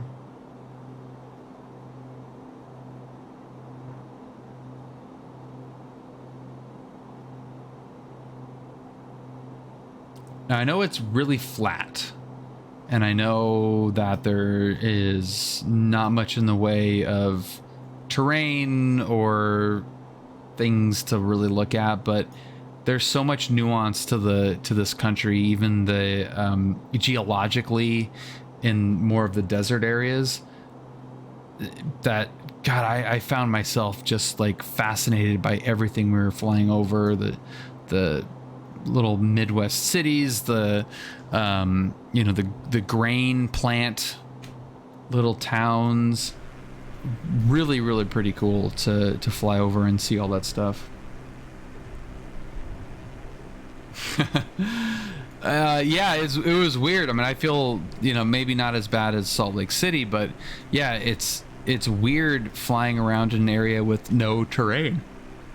It's and the Mississippi River helped, but like in an area like this, you really do have to know what direction you're flying. Like, you got to look at your instruments, you got to look at use VORs, all that kind of stuff to navigate. Otherwise you're gonna get lost. There's no mountain range to go, oh yeah, I'm heading west, or no coastline or anything.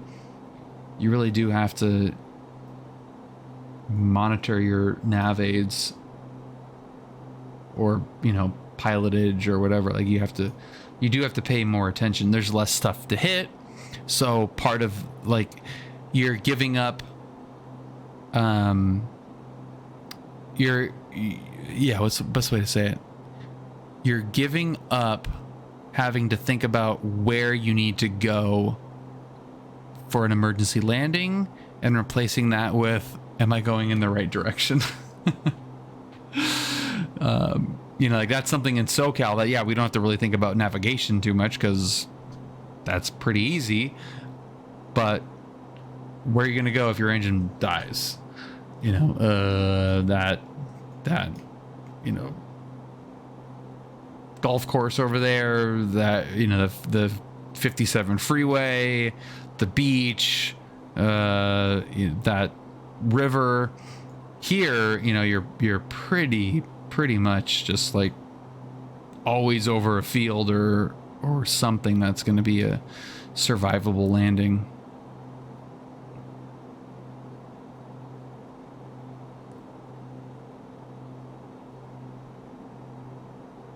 This is not bad. This is kind of a fun way. I never really thought to do this. Like, if I wanted to do a longer flight in a smaller GA plane, like, just put the wind at my butt, crank it up. I'm doing 320 knots over the ground. Oh yeah, dude, I do not want to do night IFR here. We're so spoiled with, or not VFR, night flying here in SoCal. It is, excuse me, it is so cheating. You always have a horizon, and even the navigation thing, like, exactly where everything is, because it's clear. It's very clear. You definitely do have to pay attention to the dark spots. Is that a mountain? It makes that emergency landing situation even trickier sometimes. But I mean, I guess that goes for night flying regardless of where you are. But yeah, this would be crazy at night. Like, really, I mean, it's like VFR at night on a clear day around here is essentially just IFR. All right, we just lost 20 knots. What's going on here? 198 true. Okay.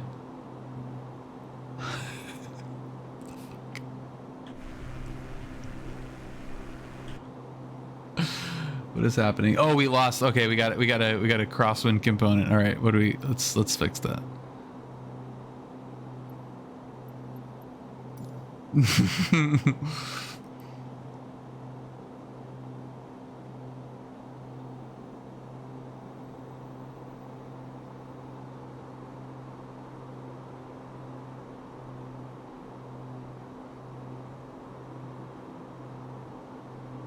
No? Okay, are we going more? Do we need more east? I think we need more easterly.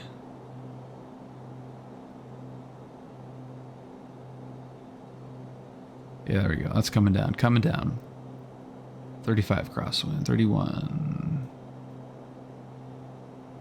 26. 22.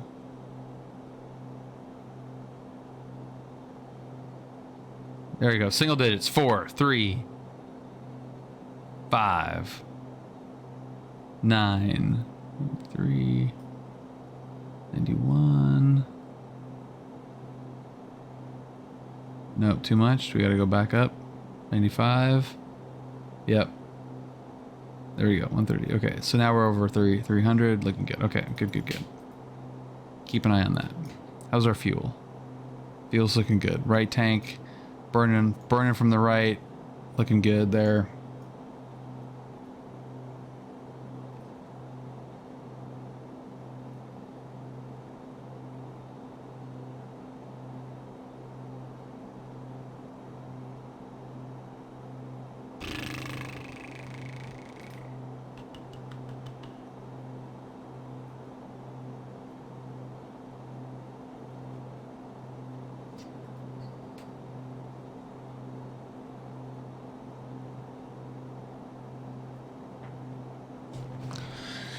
.305 over the ground.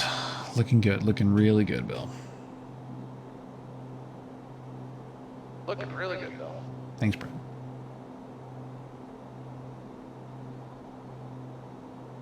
Unbind prone. I love that clip so much.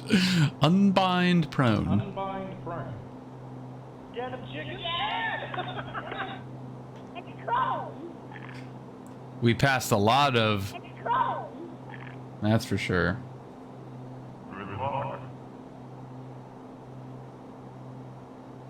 Stop the hammering. What the hell is even that? That one gets me every time. Because on the counter, you want to know why. Also very fitting for that clip in this part of the country. Oh man, I love these. Let's do this. Let's do this.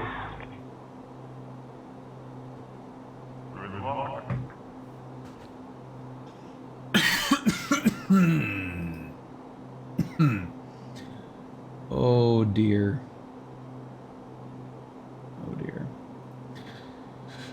Who else is in here tonight? It's been a couple of weeks since I streamed. Very busy. Obviously, Brad and I did this trip, which took an emotional toll. It actually didn't. It was absolutely delightful, but it did. I had some work catching up to do once we got back. And yeah, the tech startup life continues to just never cease to, god dang it, be ridiculous.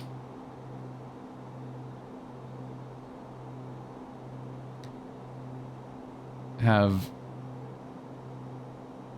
a ridiculous update at some point soon for you, Brad. It's like, oh god. Oh, what are you gonna do? What are you freaking gonna do?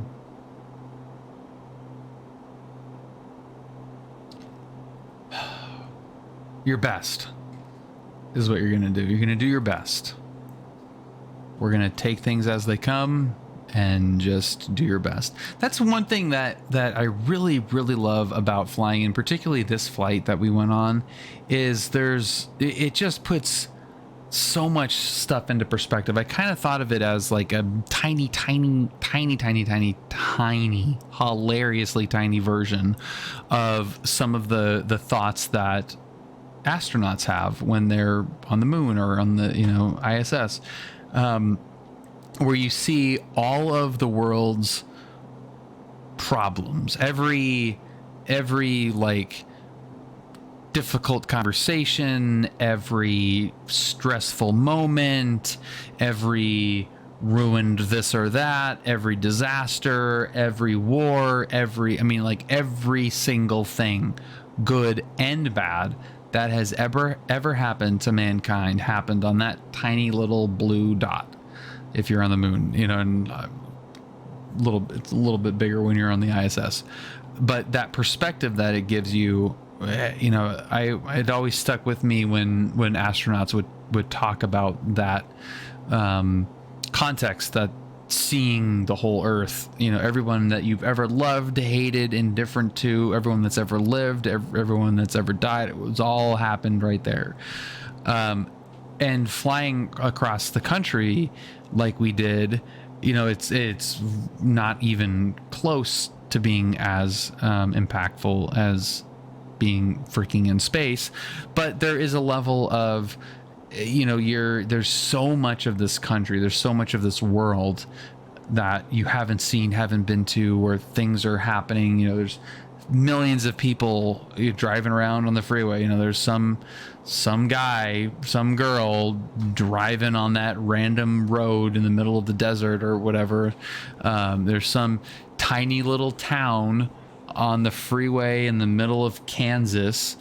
You've got the high school sitting there. You've got the the little town center with the little diner, all that stuff. I mean, you have all of these things happening, whether your job is going well or not. It's just like there's just so many people here, and it's like relaxing almost, seeing that and knowing that no matter what you've got going on, there's just an incomprehensible number of other people that have other things going on, and some of it is worse than what you've got going, and some of it might be a little bit better. But it's I don't want to say humbling, because it's not a humble thing. It's just like a perspective thing. And I don't know if any of you that are professional pilots ever have that thought, or when you're transporting, for the commercial guys, transporting hundreds and hundreds of people with going to visit grandma, or going back to school, or going on vacation, or visiting their family, or going on a business trip, and they're hopeful that they're going to land the deal, or hoping to smooth things over with the client because it went sour, or checking the new opening of this new facility. I mean, it's like everybody's got this whole story behind them, and aviation is such an incredible way to see all of that. What is that word that and I brought this up to Brad, and I can't remember the word that describes that feeling. I'm gonna say it starts with an S.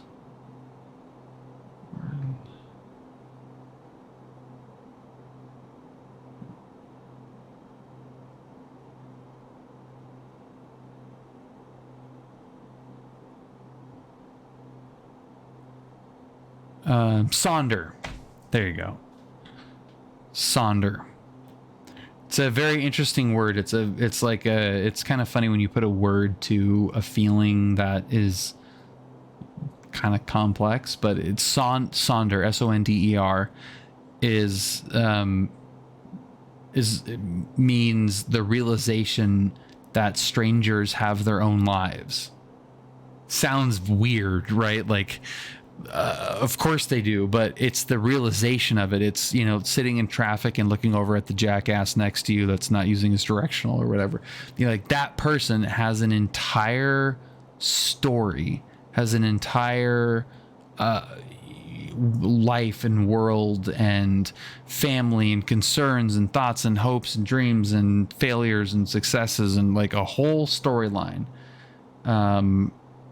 And it's just the guy next to you in the car. And aviation, when you're flying over all these places, there's a whole story behind this town. and you know, like, oh, there's the old quarry next to the freeway. You know, there's just hundreds of people that have worked there and families, and you know, like it's so crazy to, and it's just something you fly over for 2 seconds. Bonanza G36 Flyer, what is up? What are your thoughts on buying a plane for PPL training compared to renting a plane from the school? I really don't have much thought on that, honestly. If you can afford to buy a plane as part of training, like, I don't know, but Brad does have an opinion on that. So in theory, there are people that have done that. Brad and I know a guy that did buy a plane to do his private and instrument training for, and it's just like, it's so unnecessary because there's so much added expense and annoyances and different things going on top of the actual training that really make it not worth it.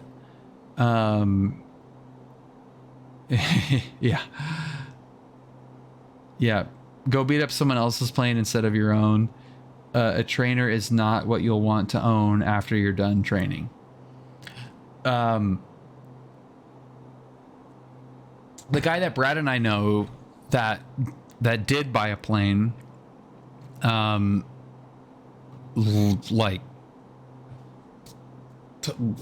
tons of freaking money. So it didn't really matter to him.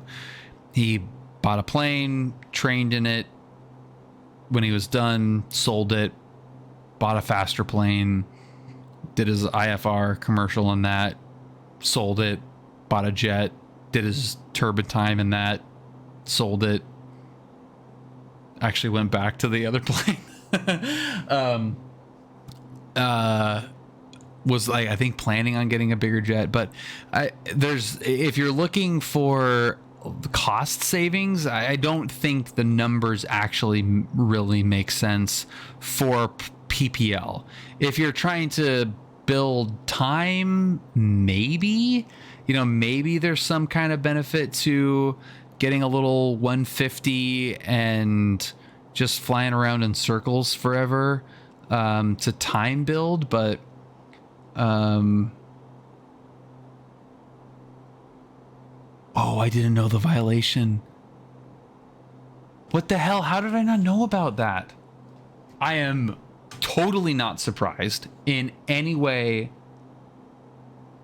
whatsoever. No, absolutely not surprised.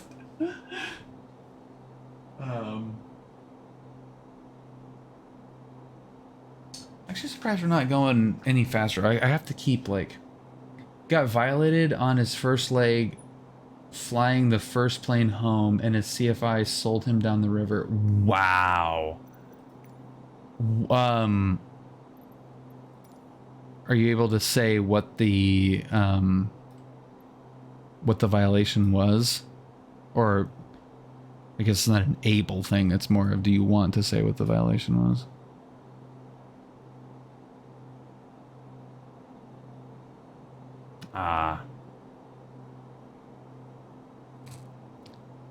Yeah. Yeah, so bigger jet, probably not good.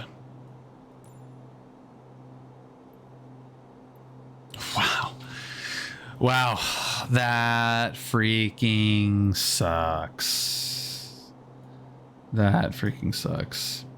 Interesting. I mean, I get, Hello. Hi. oh, was it plane number 2? Huh. John Viewer, welcome. Yeah, and plane number 2 was substantially slower than plane number 3.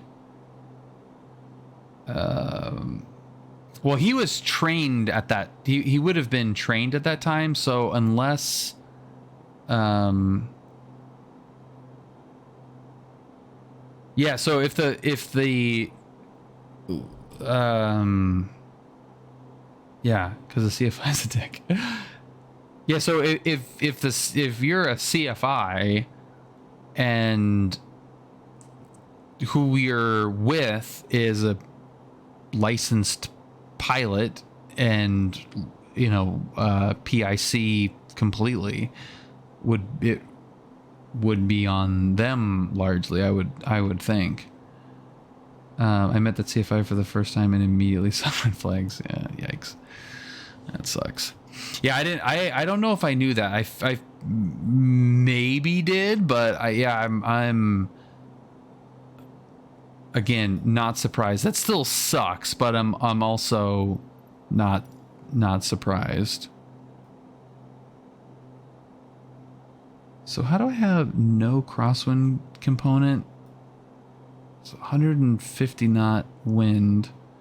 Like something's amiss here. Let's see. What if I go like,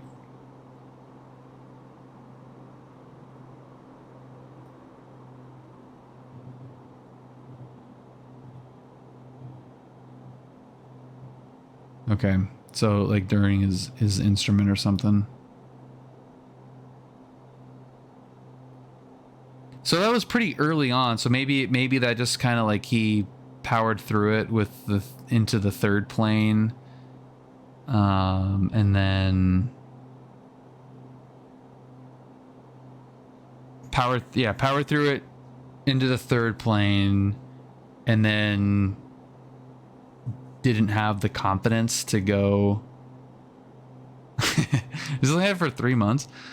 Damn. Well, he's got some sweet pictures of that thing.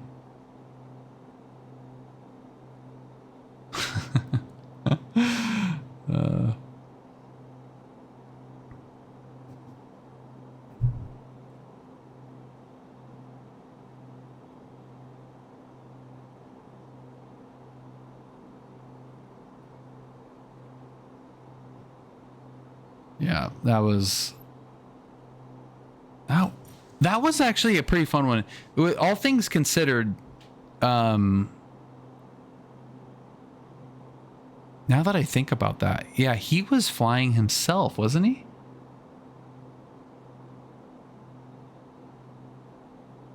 Right, like was there anybody in the plane with him, or was it just him? I can't remember. God, that was freaking years ago. Wait, that was the one that I took the pictures of, right? Oh, that's right. That is right. You were with him flying.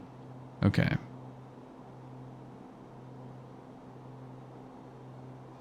Yep.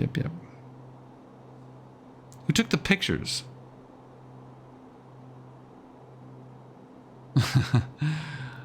Yeah, that's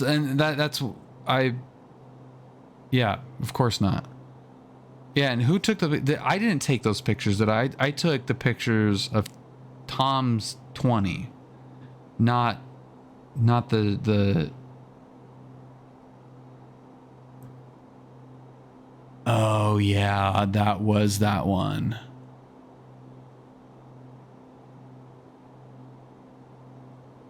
Wait, did we fly with him one time?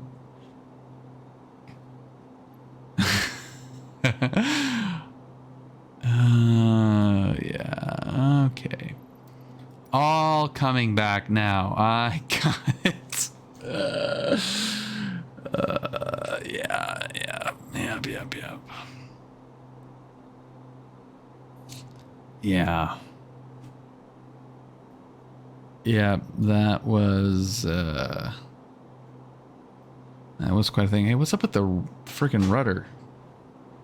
Is that hurting my speed right now? Am I just like lazy on the rudder for whatever reason? And yeah, holy crap. Yeah.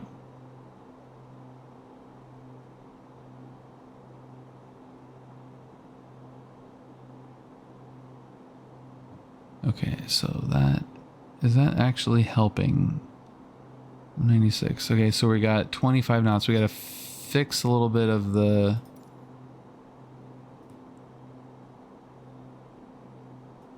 crosswind component.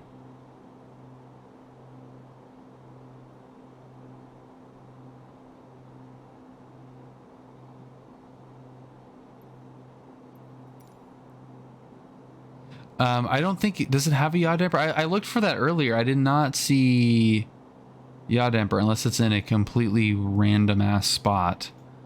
I do not. I did look for it before, only briefly. I'll let it. I'll sit on it there.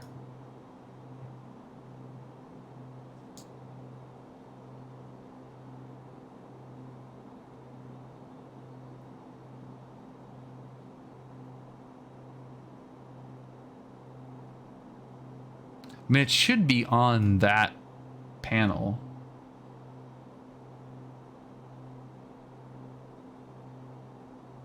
I would think, right?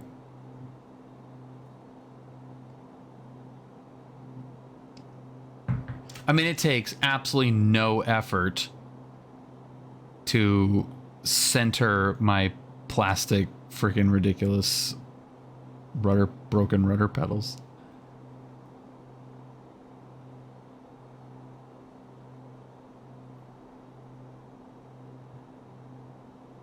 There should be, though, right? It seems weird that there isn't, and yeah.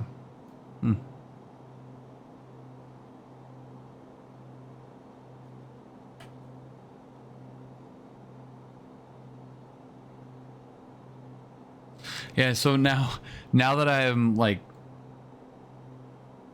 back into playing golf a lot, it's like every flight is like, oh, look at that course. Oh, there's a cool, that would make for a good hole. And there were a lot, especially in this area, actually this like Kansas area, where it's not so much crops and plains. It's more this kind of wooded area with random farms. Like there were some areas like this that look like golf courses. I don't think that is one, but could be, you know, it kind of looks like it would fit a golf course. There's some pretty funny YouTube videos of people like building their own hole, you know, that have a bunch of property, and it'd be pretty fun.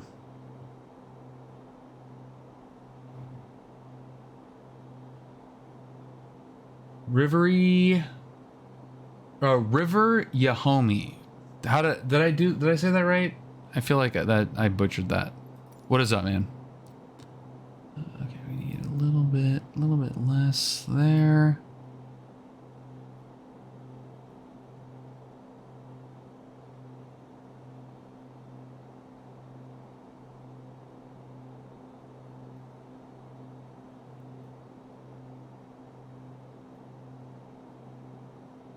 That should be good right there. But yeah, that was some good times. How you been, brother? It's been a while. Freight Dog, what is up, man? It has been a while. Thank you for 6 months, Freight Dog. What is up, man? Cheers to 6 months. That is empty. Awesome. It has been a while, man. Yeah, so yeah, it's been a while. Found one of your videos from 2 years ago. I was wondering if you could do the stool challenge thing again. That was really fun. I don't think I'm going to do SimVenture again this year. It's just way too much stuff going on. That was very fun. Yeah, there's a couple of videos. We did it 2 years in a row where the Pilot Edge SimVenture had I kind of like unofficially hosted the stole competition, and it was basically just like you'd take off and then do a lap and then come in and try to land. And very, very unofficial and unsophisticated competition, but very fun. It was very, very fun. I wouldn't say a lot, Freight Dog, but what we're doing tonight is debriefing a flight that Brad and I did about a week and a half ago, where we flew the Bonanza from John Wayne to freaking Southern Illinois, which was insane. So that was a lot of firsts in my logbook, but a lot of flying in a very short amount of time. And yeah, it's just, I'm a I don't know. I mean, it's factually accurate, but it sounds very weird and it sounds very like imposter syndrome-y to say it. But an executive level at a ad tech startup company. So 15, 17 hour days is not uncommon, and headquarters HQs in London, so we've got early calls and we got like all kinds of stuff. So it's just been, over the last few months, a pretty sizable challenge. It's not going to get any easier the next couple months, but there are some cool opportunities to do some fun flights. I really want to I've got actually a couple of YouTube videos in the can that I just have not been able to edit, that I would like to edit and get out there. Ones with the first flight with my mom, which I mean, it's been so long I don't even remember if it was funny or not, but she's so ridiculous. So stuff like that, like I do want to get some videos going at some point soon on various topics. Like still haven't done a yak video. I would love to do like an interview with Brad about the yak, which would be really fun. And then some cardinal videos will be really cool. Freaking ad tech, man, let me tell you.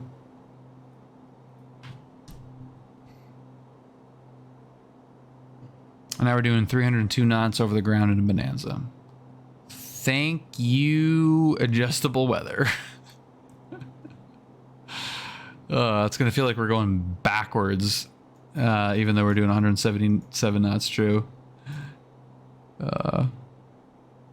No, man, I am not a career guy. I am definitely not a career guy. I love it. I love flying in its simplest form, and it is definitely on the it is definitely part of the plan long term, but there's a lot of unfinished business on the career side.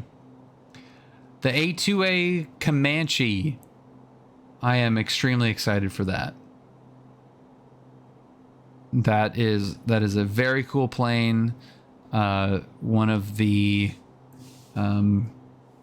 most active users in our one of the most active members in the community is a Comanche owner, and a couple months ago got my first time in a Comanche and love it. Super cool plane. Yeah, A2A added some really cool details to that thing that should make it a ton of fun.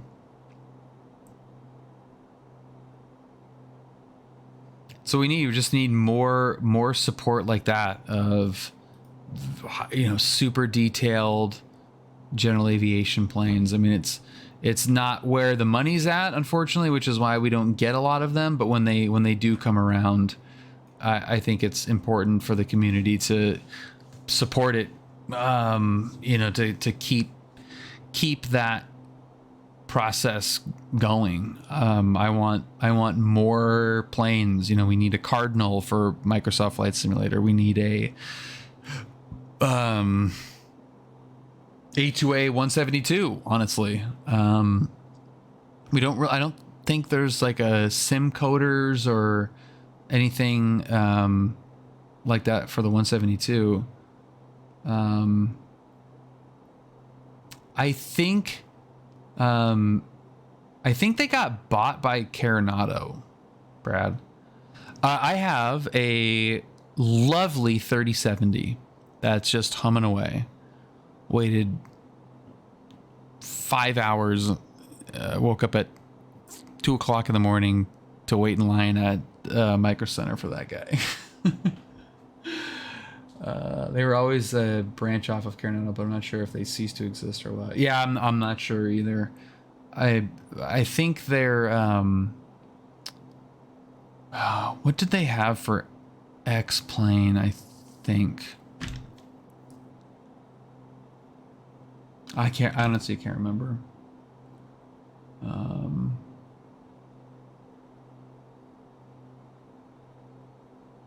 Was it the Cardinal?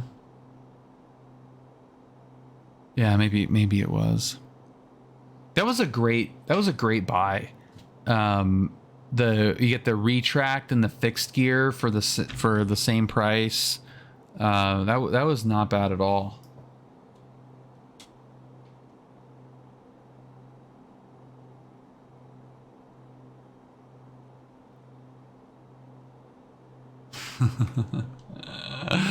Here it comes. Wait for it. Wait for it. In 3, 2, 1, and You bastard, that was gonna be funny. come on. Don't let me down, Brad. Don't let me down. You can do it. You can do it. 182 RG does not exist. Come on.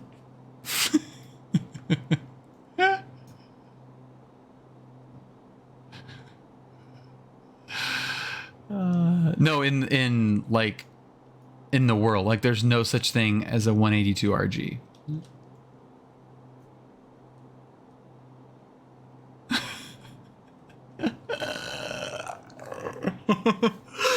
Oh, this is so good.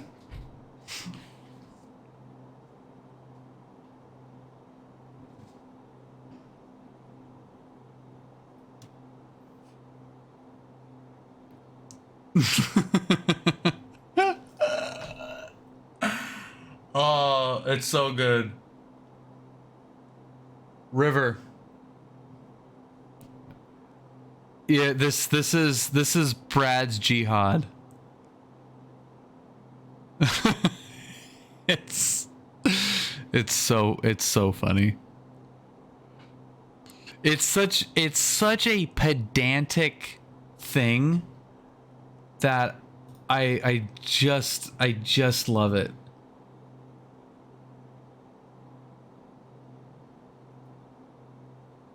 Yeah, they are wrong. Yeah, it's an R. It's an R182. It's such a random Cessna thing that from like a colloquial like perspective, like 182 RG is actually what it should be, but for whatever reason they changed it to R182. It's so funny, but like it is Brad's crusade. It's Brad's crusade to just like always correct anyone who says 182 RG, because it is technically not correct. It is not a 182 RG. That 182 RG does not exist. R182 does. It's so funny.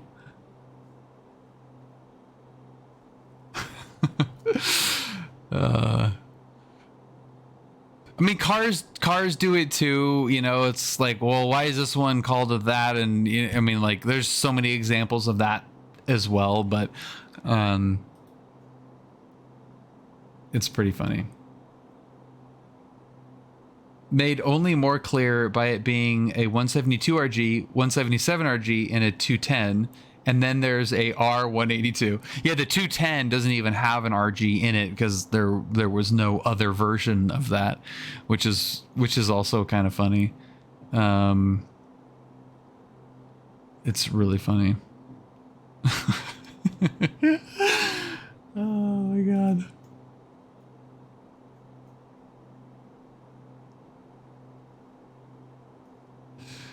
That is really good. 172Q, that's actually the 172RG. 182Q fixed gear. Cessna R182 Skyline RG because fuck you.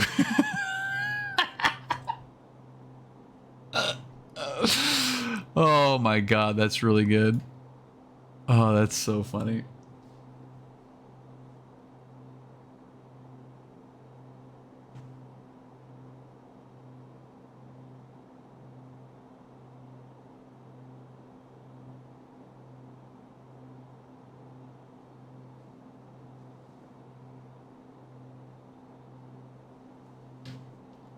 It's not that I like the naming convention, it's that I hate it so... Oh, I hate it so fucking much, everyone needs to know about it. Oh my god. Yeah, and the 152, the Aerobat thing, like that, I don't know if that's necessarily a naming convention thing. I mean, like, Aerobat, Traveler, Skyhawk, Skylane... Cutlass, you know, like, I mean, they're just names, but Traveler is such a terrible name. All the other ones are fine, you know, Cardinal, Skyhawk, Skylane. Which one's the Cutlass?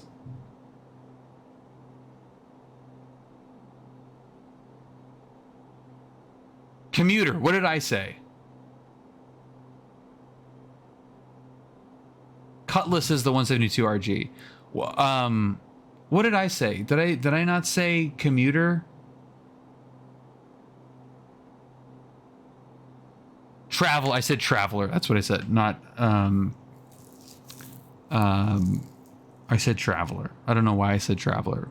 I meant commuter. Yeah. The 152 commuter. That is the worst freaking name for an airplane. Yeah, the commuter. Oh my god. Commuter November once. Yeah, ugh. So stupid. Let's see, do we have anybody?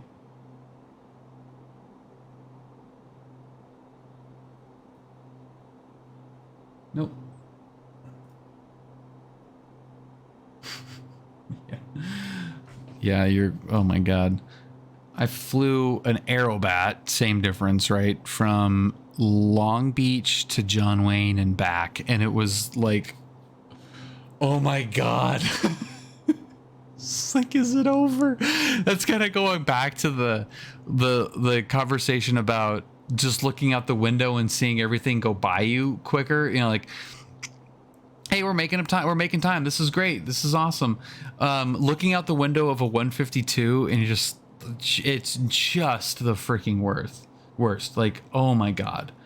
Yeah. So slow, so painful, and it makes all the difference in the world, even if it's the same like length of flight.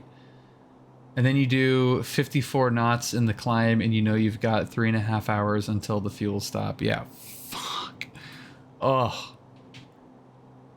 I mean, I'm all for. I am on team, like, as long as I'm flying, like, that's you know, whatever, it's fine. I'd rather fly a 152 than not fly at all.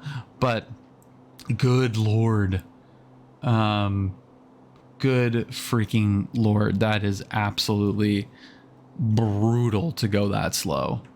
You know, if you, I guess if you are in, you know, some random situation, I don't know how you would ever, who would ever make that deal with you? Like, you can only fly a 152 and nothing else. But if you knew that was your only option, then yeah, you know, you'd go to Torrance or go to Santa Monica or do a real long haul out to Camarillo every now and then. But oh my God, I would very quickly lose my mind going that slow.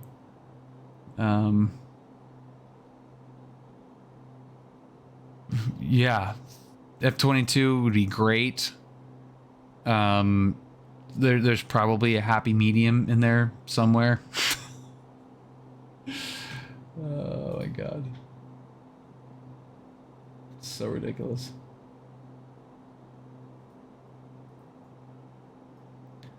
So ridiculous. All right, so we're getting pretty close.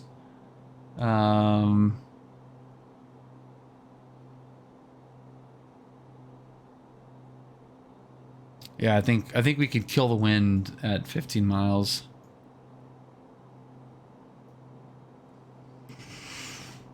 And still no ATC. It's okay. It's all good.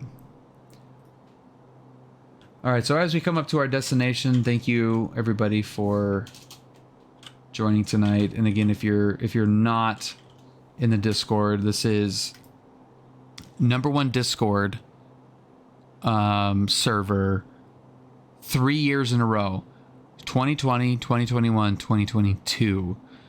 We'll see if we can win a 4th on the trot, but it's going to be pretty tough. There's some pretty steep competition. Mid-Journey is probably gonna take back, or gonna take the mantle this year.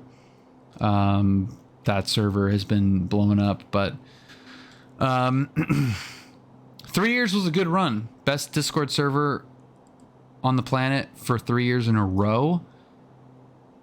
That's a pretty good run. So if you're not part of the crew, there is the link, and would love to have you join. Even if we are going to be the #2 best Discord server in the world.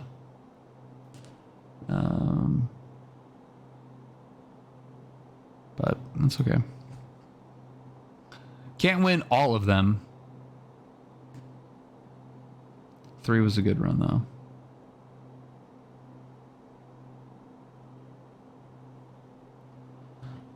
Three years running.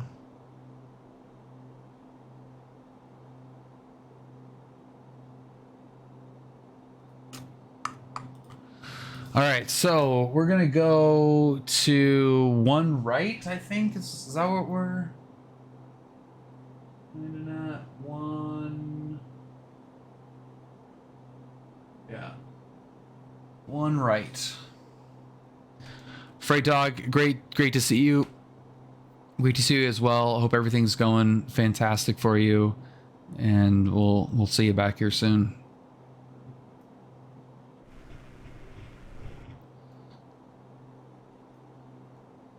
Good on fuel. Let's get that going with left tank. This is doing great for our MPGs, that's for sure.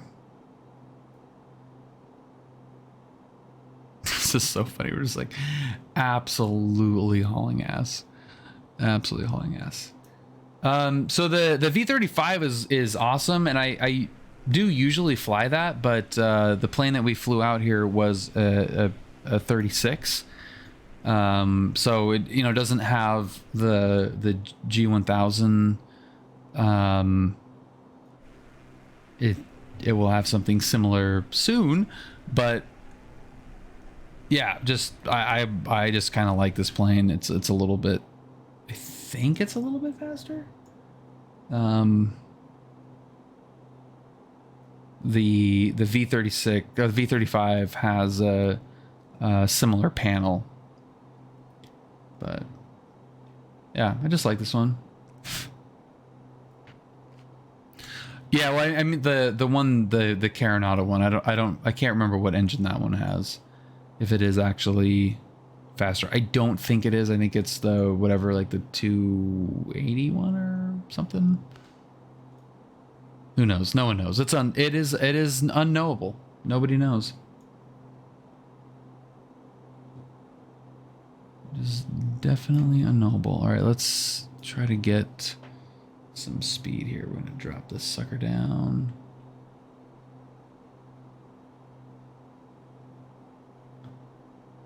Pick some speed up.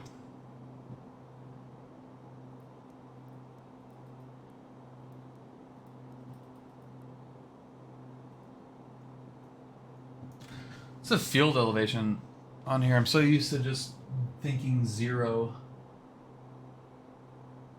1300. 1300. Okay, so we can probably bring it down to 25.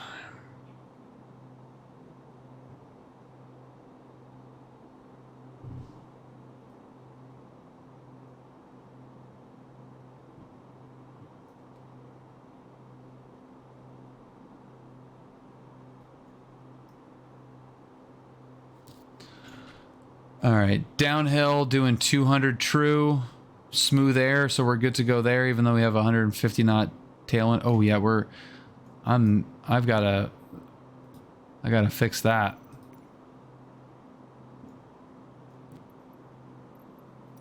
That is not good enough.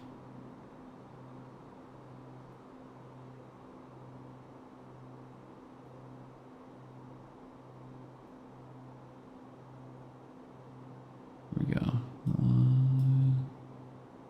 That's better. Oh yeah, then we got, yeah, we're descending too, so we should probably like move that down. Oh god. Oh god.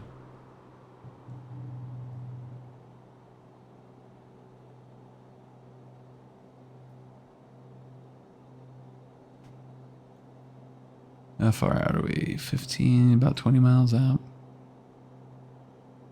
302 over the ground. Dude, this was such a great hack. I love it. Oh yeah, dude, it's cranked. It's absolutely cranked. I could make it gust even more and like really haul ass, but I have a feeling that it's going to be like bouncing all over the place. Yeah, this is my version of like increased ground speed. I do miss that with X-Plane. That was like really easy to do on X-Plane, where you just like easily like speed up time or increase ground speed. That was pretty nice. I am almost positive that Microsoft does it as well, but I think they hide it a little bit more than X-Plane did. Travel to, yeah, I don't want to mess with that.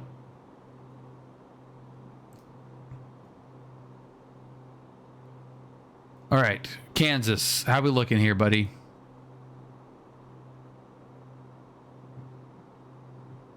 I think we could probably go for a little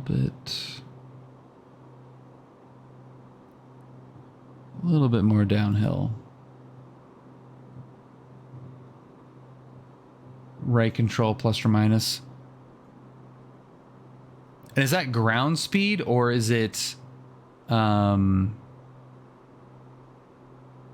I speeded up, like is it sped up simulator time or is it increased ground speed? Time warp, okay. Yeah, I remember like depending on the plane, if you did that in X-Plane, if you were on autopilot, like it would do all kinds of weird crap.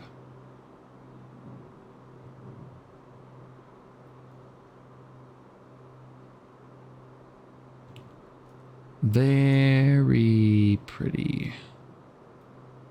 It is pretty through here. Maybe in a different kind of pretty, but it does have some beauty to it.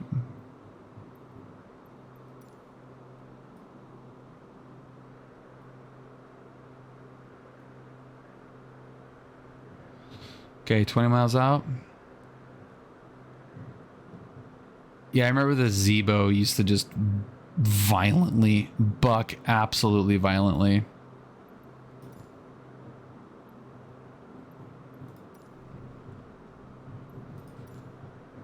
Whoa, what is it doing? It's just like freaking out. The longitude does too now. Yeah, autopilot. Yeah.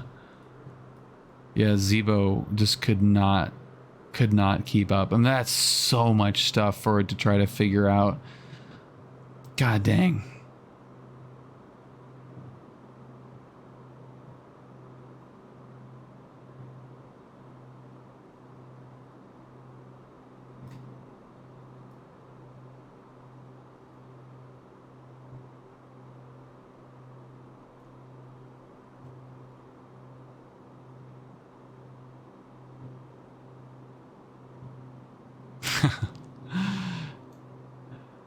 It's great on FSC if it's I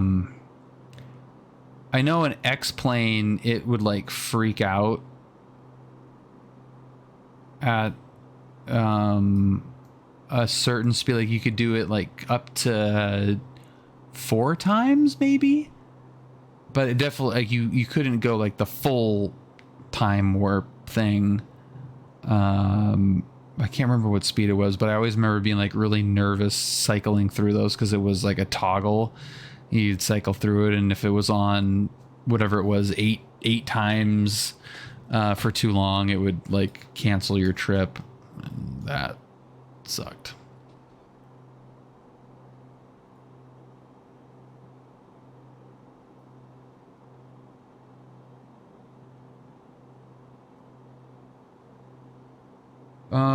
Someone is coming in to Wichita. It's kind of cool. Coming in from Houston.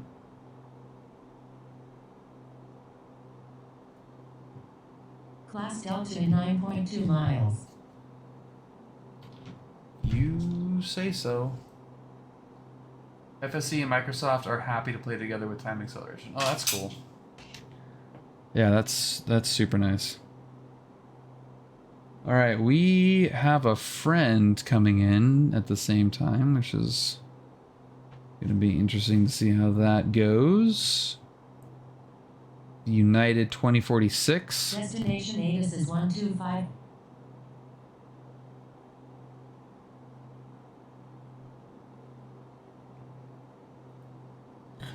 I would imagine that a United flight's going to land on one left, depending on what the winds are. Class Charlie at 9.1. Got it. What are the winds doing if we went real world? 150 at 13, so we would go 19 left. Okay, let's put on real world then. 19 left. 19er left.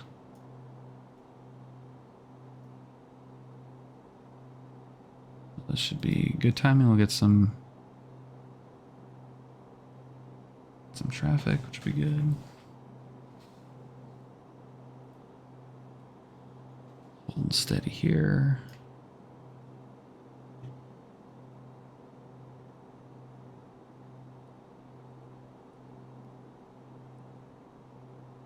That's pretty cool that it does that.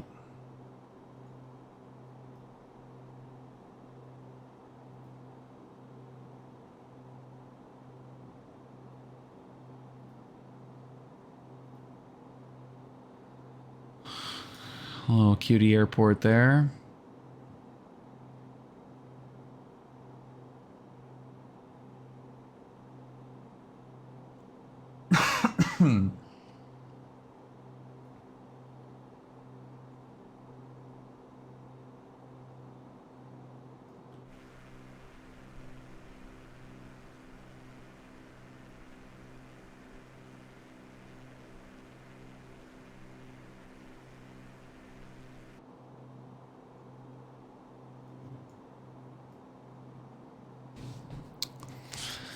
What are we doing over the ground now? Putrid 192. Ugh. Gross.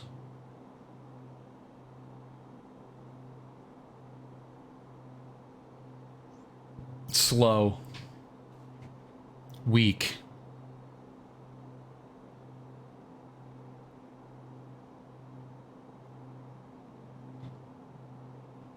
I'm not in the low 300s. I'm not happy. Okay, so that looks like downtown Wichita. This is that airport, that base, right? That Air Force base with all the tankers. That is Bonanza Field right there, and then off in the distance is Cessna. Right? Is that right? Or was the Bonanza one even closer? No, I think the Bonanza or Beechcraft is that closer one. Yeah, I kind of remember Beechcraft being the closer of the two. But that's cool. I mean, I recognize that. That's pretty fun. Probably wouldn't have gotten the okay to fly here, but what are you gonna do? Whatever. Oh, cool. And there's Wichita. Wichita traffic, Bonanza 204 Lima Echo, entering left downwind runway 19er left. Wichita.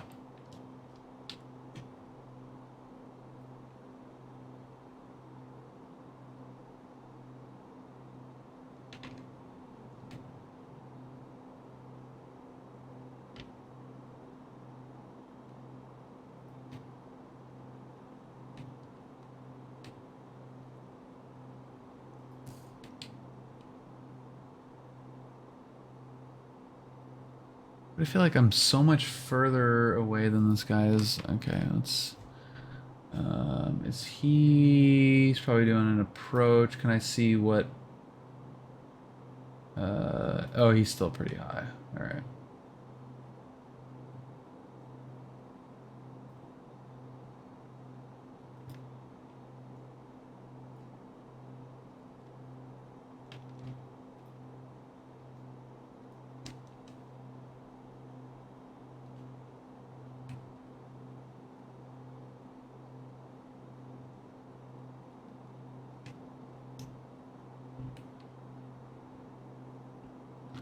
Oh man, that's so crazy having been here and seeing this now. That's really freaking cool. Oh man.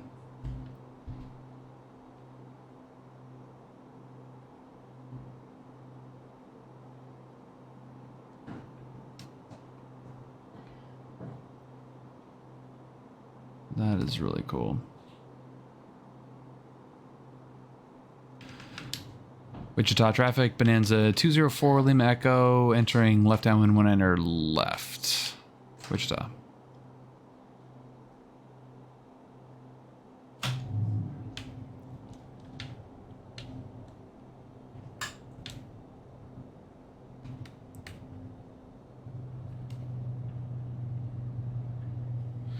Okay, lights coming on, clear to land. Looks good there.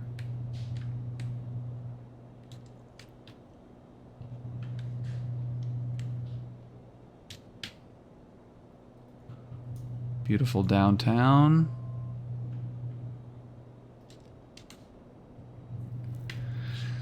Wichita traffic, Bonanza 204 Lima Echo, turning left base 100 left, Wichita. Trying to like actually give decent enough calls since we do have somebody that's landing here. Wichita traffic, Bonanza 204 Lima Echo, final 19 left. Wichita.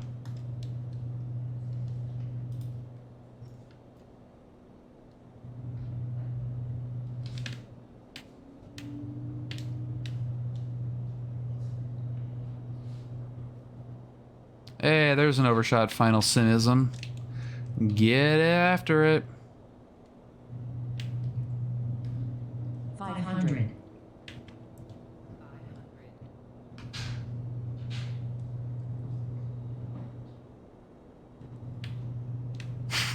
It's really funny. Like I was under the hood for the approach into here, so I have like no idea. Like, and obviously this is like the opposite runway, but yeah, that's pretty funny. Like, yeah, I don't really remember what it looked like turning final on here. Whoa, trim, hello.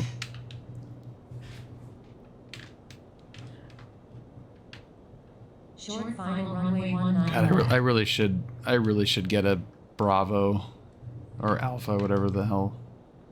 Look at that crosswind. All right.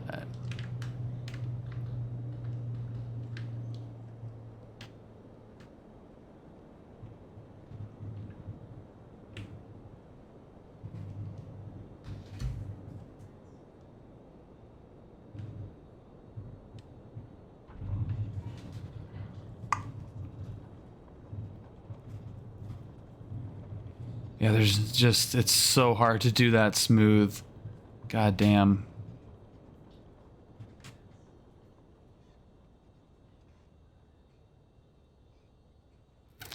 Okay, strobes coming off.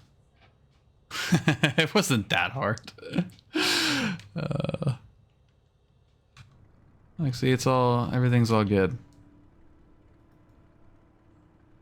All intact. Taxi to that one FBO.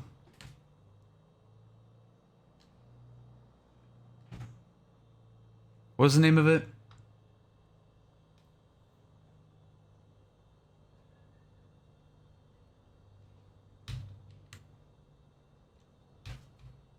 Yeah, Yingling. That's right, Yingling. Oh, that's really funny.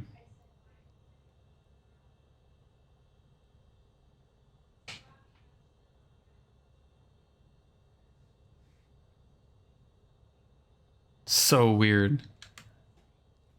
Just, you could just put yourself right back in that.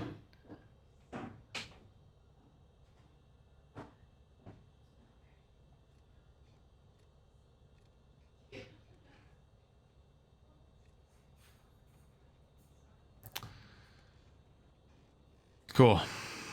There you go. Made it. Made it safely. That was fun. I really liked speeding up the time with the wind. That made it way better. Thank you everybody for following along. This was a lot of fun. Like I said, it's just a little bit of a battle trying to get time and energy to do this, but I am making it a priority. So trying to do it as much as I can. Thank you to everyone that's been such a great part of the community, and love all of you. And hopefully we'll see you in the next stream. So,